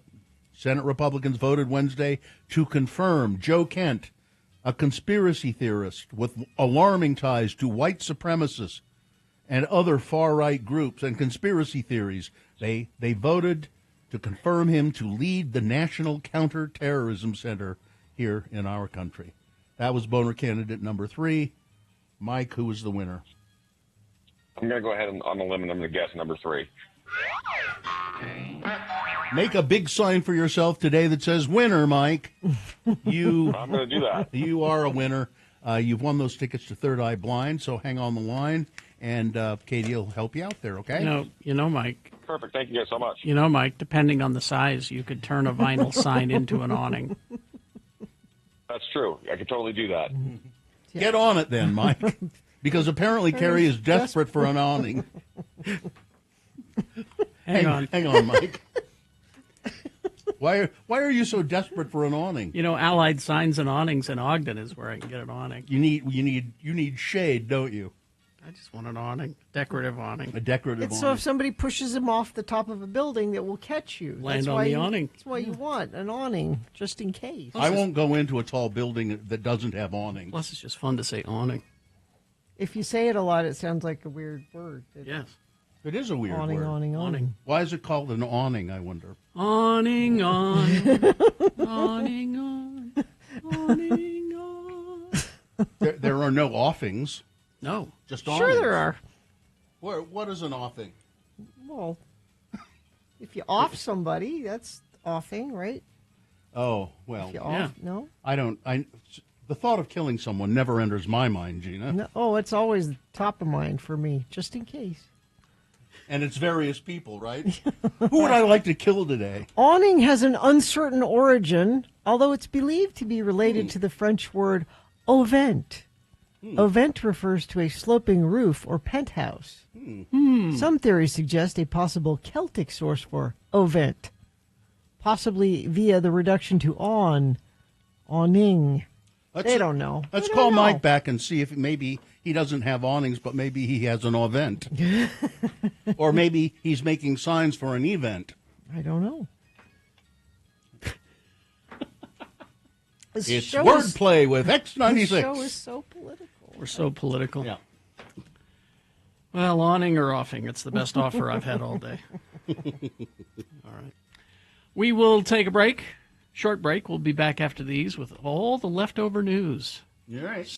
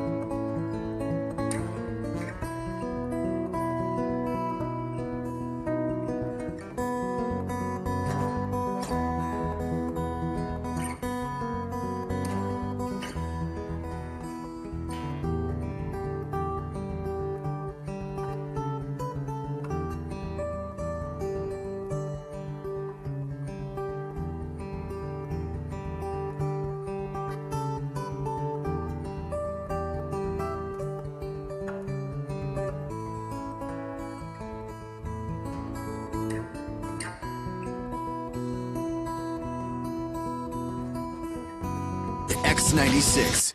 9:18, and it is time for all the leftover big boy news. Brought to you by Cascade Collision Repair, Utah's leader for certified repairs. Get a free estimate online at cascadecollision.com or in person, including their newest location in West Valley. Ozzy Osbourne laid to rest in his hometown of Birmingham. There was a great funeral procession down the street, the main street of Birmingham. Fans gathered near the Black Sabbath bridge bench on Broad Street in memory of Ozzy Osbourne. His wife of 43 years, Sharon, and their children were seen cheerfully watching the funeral procession. Ozzy, of course, died at the age of 76 last week. Left behind a legacy that resonated deeply with fans around the world. He was beloved. I don't think he was really that beloved at first. Not at first, no. And but as he became an older man and was not afraid to sort of reveal who he really was, other than the persona of Ozzy Osbourne on stage, people started to really kind of appreciate him and enjoy him. And Carrie's playing this wonderful video that you should go watch. It's the King's Guard paying tribute. You know, in the big furry hats and. Yeah.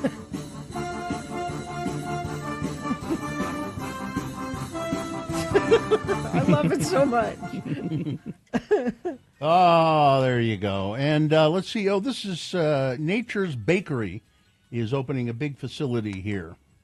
The snack food maker Nature's Bakery opened its third U.S. manufacturing facility yesterday in Salt Lake City neighborhood, promising to create more than 230 jobs.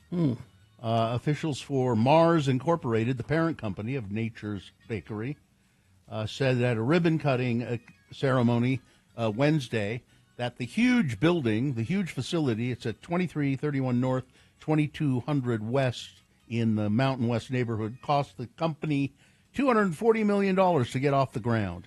Oh, well, that explains everything. They're bringing the plant to Utah, and they're going to start making This is good. This stuff. This is money here. Now I know what I did wrong. What did you do wrong? I went to Baker's Natury. Oh. I wondered why all these trees and everything, and Sid Baker greeted me at the door. Oh. And, trying to see what Wrong exactly Nature's Bakery is going to be making out It's there. like granola bars. It's like Yeah. Let's see what else we have here. Ted Danson and Mary Steenburgen. they're married. They are. They will be honored with the Bob Hope Humanitarian Award at the Emmys this year. The prestigious award recognizes individuals who embody Bob Hope's philanthropic spirit and positive societal impact. Danson and Steenburgen actively support various charitable causes, both individually and as a couple. And, Ted Danson is an example of a guy, a person, who can just make a horrible mistake, inappropriate mistake, and survive it and become more beloved in the long run. I'm referring to the time he was dating Whoopi Goldberg. This is a long time ago. And he appeared on stage at some event with Whoopi Goldberg, and he was in blackface. At her urging, apparently. Mm-hmm. It was her idea, yeah. And he was in blackface, and everybody went, "Oh, my God. And Ted Danson went, "Oh, my God, what have I done?" I think he probably thought he'd destroyed his career at that point. But no, he came through it, and he's fine. Let's see. Jamie Lee Curtis, speaking of makeup, candidly discussing the impact of plastic surgery and makeup on women, referring to plastic surgery as a genocide of a generation. Ugh. She expressed concern over the societal pressure to alter appearances, particularly affecting women. Despite the prevalence of plastic surgery in Hollywood, Jamie Lee Curtis doesn't judge her colleagues for their choices. She says, if you want to do it, I don't judge you, but I think it's terrible that women are disfiguring themselves with plastic surgery. And it's funny because the same day that story came out, there was a big story in the Hollywood Reporter about how actresses are just telling people what they've had done. Yeah, just being honest. They're just being honest about it, Mm-hmm. and it's almost like a competition. Jamie Lee, I think your attitude should be, not for me. If somebody else wants to do that, they can do that. Sure. That should be your attitude about it. I don't. I remember the day one day I was talking to she was a very attractive woman, a friend of my first wife's, and she said, "I'm going to have plastic surgery." And I, why? What are you going to have plastic surgery on? You look gorgeous. And she said, "No, look at this bump on my nose." And I had never noticed it before, but there was a little kind of it bothered her on the bridge of her nose. Yeah. And she said, "I'm having my nose done. I'm getting a nose job." Yeah. And that's that, because that bothers me. Okay, something like that. Yeah, it's the MAGA makeover that's the problem. Yeah. Jason Momoa recently shaved his beard. Why did he do that? For the first time in 6 years. Why would he do such a thing? To reprise his role as Duncan Idaho in Dune Part 3. In a video shared online, Momoa mentioned shaving only for director Denis Villeneuve, expressing his dislike for the act. He hates shaving. Hates it. He says his character plays a crucial role in the Dune series, and so he has to do it. There he is. He but doesn't care for it. He looks good without a beard. He looks like Sawyer from Lost without the beard. He looks younger. I think I'm gonna watch that show that he's doing, Warrior Chief, I think it's called. I think it starts tonight on Apple TV. He's a Hawaiian chief. It's like a historical fiction. It sounds pretty good, and I kind of like the history of Hawaii. I've read about Chief of War. Chief of War, yeah. That guy in the chat room says, "Big deal. I haven't shaved in over 10 years."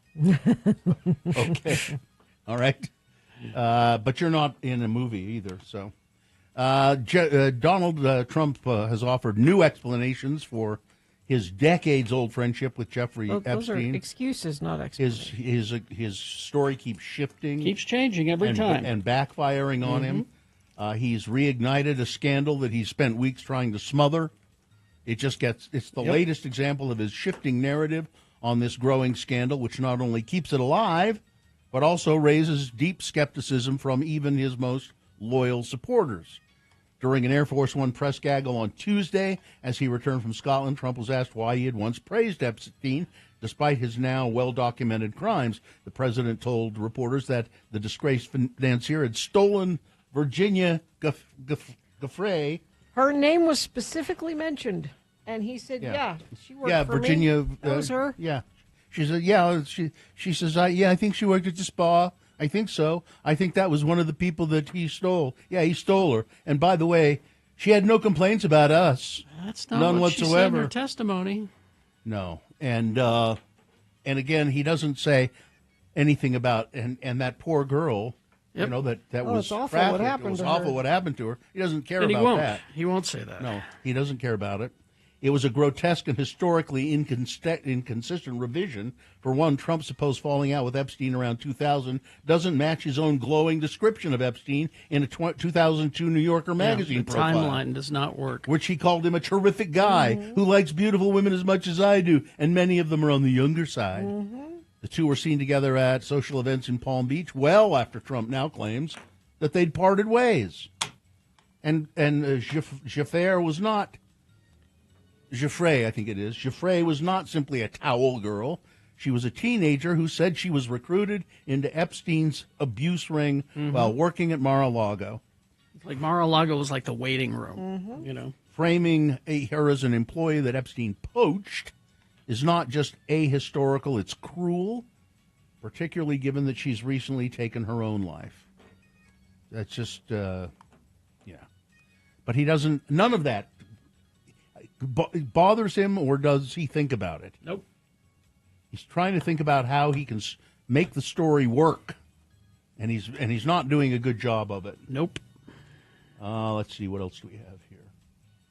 I didn't mean to get off into the political stuff here. Usually in this news, I just want to do stupid stuff, like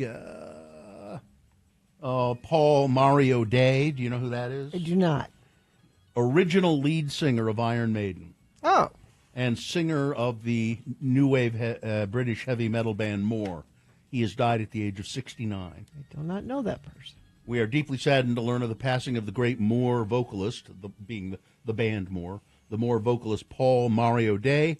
The band wrote in a Facebook statement, Paul was a huge part of the band from his time in an early version of Iron Maiden, and, of course, his fantastic performance on the Warhead album.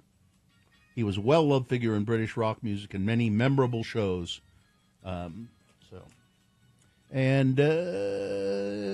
We don't care about Carrie Underwood, do we? Nope. Oh, here we go. What do you got?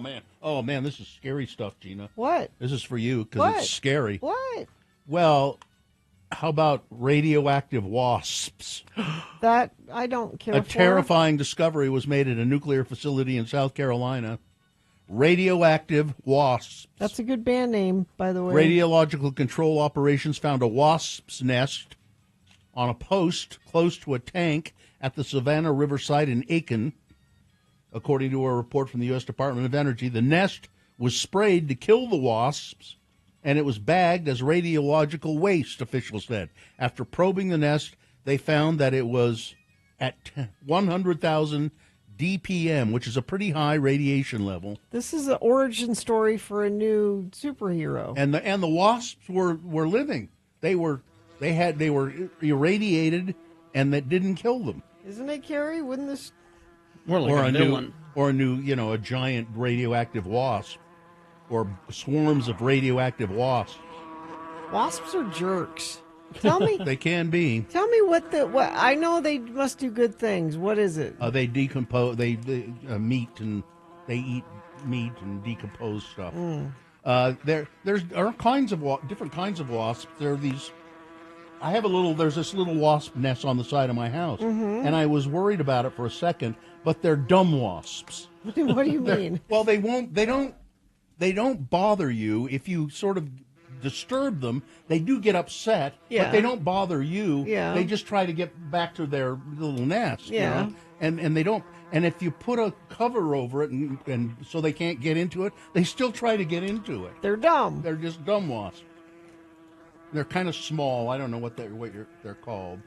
They're not the yellow jacket. Oh, those guys are jerks. Yes, they can be quite frightening. But I know we're supposed to have them. I know they do good things. They decompose things. All right. Weather? Let's see. So it's still hot, but to try to put a spin on it, it's less hot than it has been. We'll be in the low 90s going into the weekend. 96 today. Patchy smoke still possible. Overnight low 66, and I'm looking all the way into mid next week, not seeing any change, really. Sorry to say. Yeah, that's your weather. All right. Thank you very much.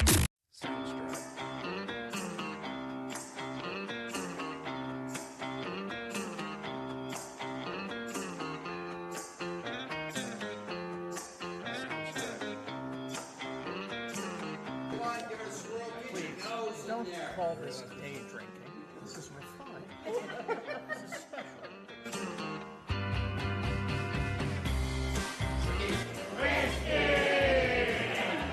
Cheers, everybody.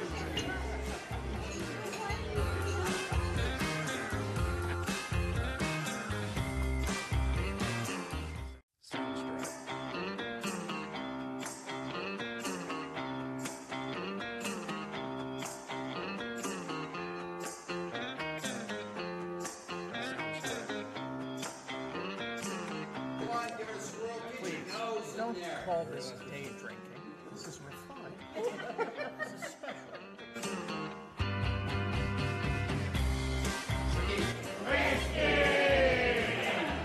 Cheers, everybody.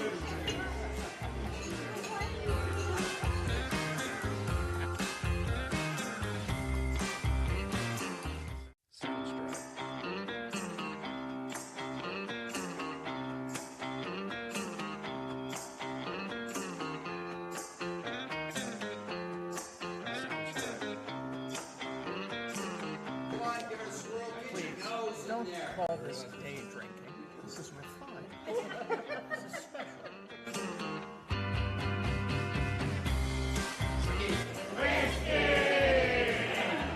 Cheers, everybody.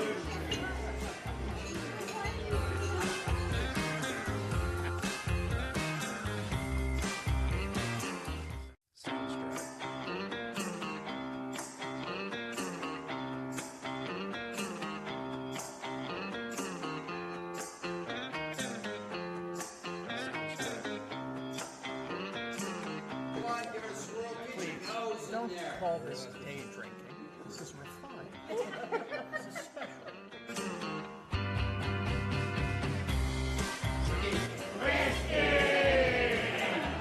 Cheers, everybody.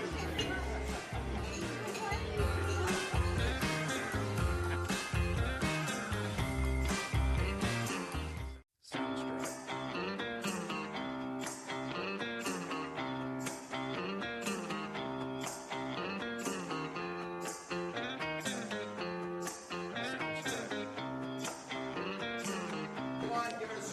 Please, don't call this day drinking. This is refined. This is special.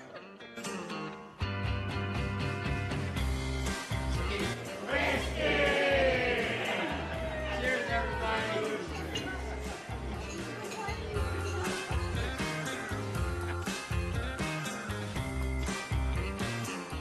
Sounds great.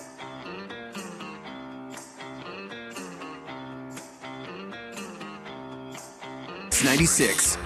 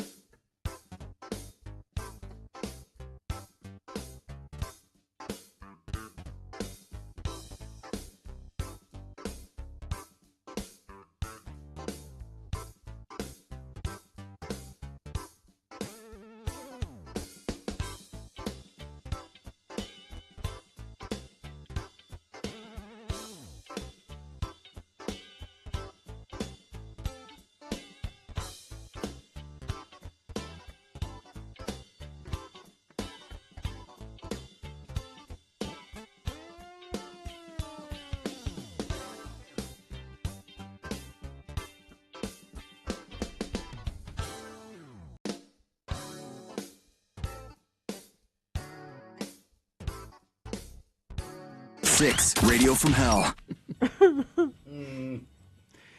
All right. I miss Space Coast. You got a what? You can watch it all the time, you know. I got a list. Okay. If you want a list, I You got bet. a list. I All do. right, here we go. It's Radio from Hell with another list, because people love a good list. X96. All right, this is a list of movies that people simply refused to finish. I won't do it. You mean you're watching it? And You start watching it, Okay. and then you refuse to finish it. Okay. Everyone, I'm sure, has one of these, right? Mm-hmm. Here's a current list. Love Actually. I have watched it, but this movie makes me mad because everybody in it is a horrible person. They're all horrible people. Says, I can never sit through Love Actually. It's boring and cliche. Drive. See, my mistake was I didn't walk out of Drive. I should have. Yeah. I hated that movie. It gets pretty dumb. Yeah. I walked out of Drive. I finally finished it, but I still think it was very overrated from what people made it out. Yes, I agree completely. Crazy Stupid Love. I like that one. I don't know that one. It's Steve Carell and Emma Stone and Ryan Gosling. It's good. I've tried to watch it on 3 separate occasions, and I just can't get past the bit where Steve Carell jumps out of the moving car. Okay. A Clockwork Orange. That's hard to watch. That's a different thing. It's yeah, I would agree. It's very difficult to watch it. I've tried multiple times and just no. What is the problem with it, according to this? That's all they say. Yeah. Just I've tried to watch it multiple times. I just can't finish it. The Blair Witch Project. I thought that movie was so stupid. Well, as we've told the story many times, Carrie and I went to see it when it was very, very, very not even a thing. Yeah, it was a Sundance and it was cool. film, and it was. It was a cool movie. I couldn't understand why it was supposed to be scary, and I saw it with my then pregnant wife, and it made her sick. The camera, the way the camera work was, made her ill. See, only time I've ever walked out of the cinema in disgust. Terrible. Here's one, and I don't get this one. Mad Max Fury Road. What do they not like about that? What a horrid waste of time that was. We turned it off after renting it at home on demand after like 30 minutes. Just terrible. Yeah, I mean, I don't. It's not for everybody. Let's see. The Breakup. Don't know it. Vince Vaughn and Jennifer Aniston. Let's see. The Breakup should never have been classified as a comedy. It's uncomfortable. What I saw of it was depressing and annoying, and Vince Vaughn's constant blabbering annoyed me to no end. Mostly, if Vince Vaughn is in a movie, you should not finish it. I agree. Although he was good in this series that was just on, the Monkey, whatever it was. It was based on a Carl Hiaasen novel. Napoleon Dynamite. Yeah, I stopped watching and instead did my 11th grade summer reading of The Grapes of Wrath. Well, if you're into that, you probably weren't into Napoleon Dynamite. The live-action remake of Aladdin. I didn't see that. I don't know why anybody would watch that. So disappointed with how they portrayed the characters. Jafar wasn't all that intimidating. Will Smith as the genie was just out of place. Oh, geez. And Aladdin himself had the most ridiculous American accent. It says here, not authentic at all. Well, and you have the original. Why do you don't need Exactly. Yeah. Here's another one that Gina's probably seen. Failure to Launch. Yeah, it's not good. What is that? It's Matthew McConaughey. Sarah Jessica Parker. Yeah, it's not good. I would agree it's not good. Made it 20 minutes in and shut it off. No regrets. Oh, come on. Jurassic Park? Come on. That's a great movie. Yeah. The original one? Yeah. The Notebook. Oh, come on. I wouldn't even start that movie. Yeah, I walked out of the original Jurassic Park and The Notebook. I couldn't get into either one of them. You're wrong on both counts. Notebook is wonderful. Just got a text from Ed Brass. Please send me the name and address and email of the person who disrespected Fury Road so that I can track them down. Let's see. Metal Shop Mark says it took him 3 times to get through Raising Arizona. What? I'm disappointed in He says, now I love it. But I was that way. I've said this before with Big Lebowski. The first time I saw it, I kind of went, and I didn't. I don't think I even watched all of it. And then it came on TV sometime later, and I was tired and started watching it and went, wait, this is really great. Coen brothers are their own thing for sure. I think you kind of have to be in the right frame of mind, maybe. And we were talking about movie quotes earlier. There's a Coen Brothers quote that I like to use. It says, "It'll do till the mess gets here." Let's see. People are texting in now. I just have to put it out there. Battlefield Earth. Yeah, it was terrible. Well, the whole thing was dead. Let's see. Crazy Stupid Love. The reveal scene is funny. I like that movie. I walked out of Vanilla Sky. That's all they say. It's just a text. Ranger Kate says, I turned off the Babadook.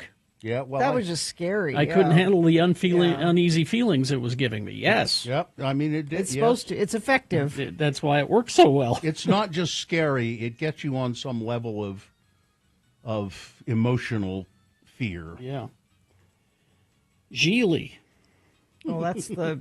That's yeah. Jennifer Lopez. I thought it might be comically bad. It's just bad. But no, it's just the moldy cardboard of movies. Made it through 35 minutes before I realized that I was actively thinking about other things and tuning it out. So this is a waste of my time.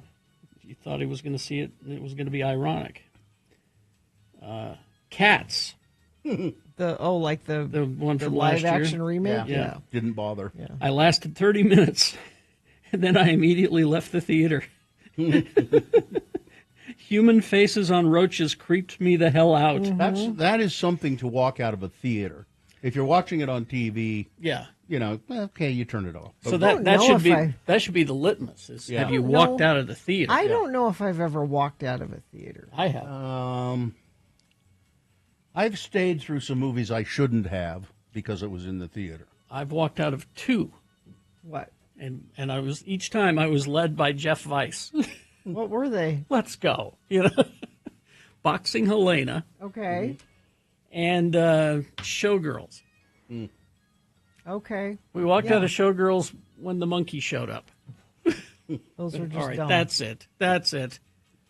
Bringing a monkey into this awful movie? How dare you? How dare you? It's cruelty. We hope you'd enjoyed another list with Radio from Hell on X96. I walked out of Ghost Ship when the wire cut off everyone's head. I walked out of the theater in Miami Vice. Oh, the movie. Really? Mm-hmm. That's a pretty good movie, I think. Yeah, I thought it was all right. Oh, well. Okay, we will take a break, play a song for you, and crawl towards the exits. Coming up after the...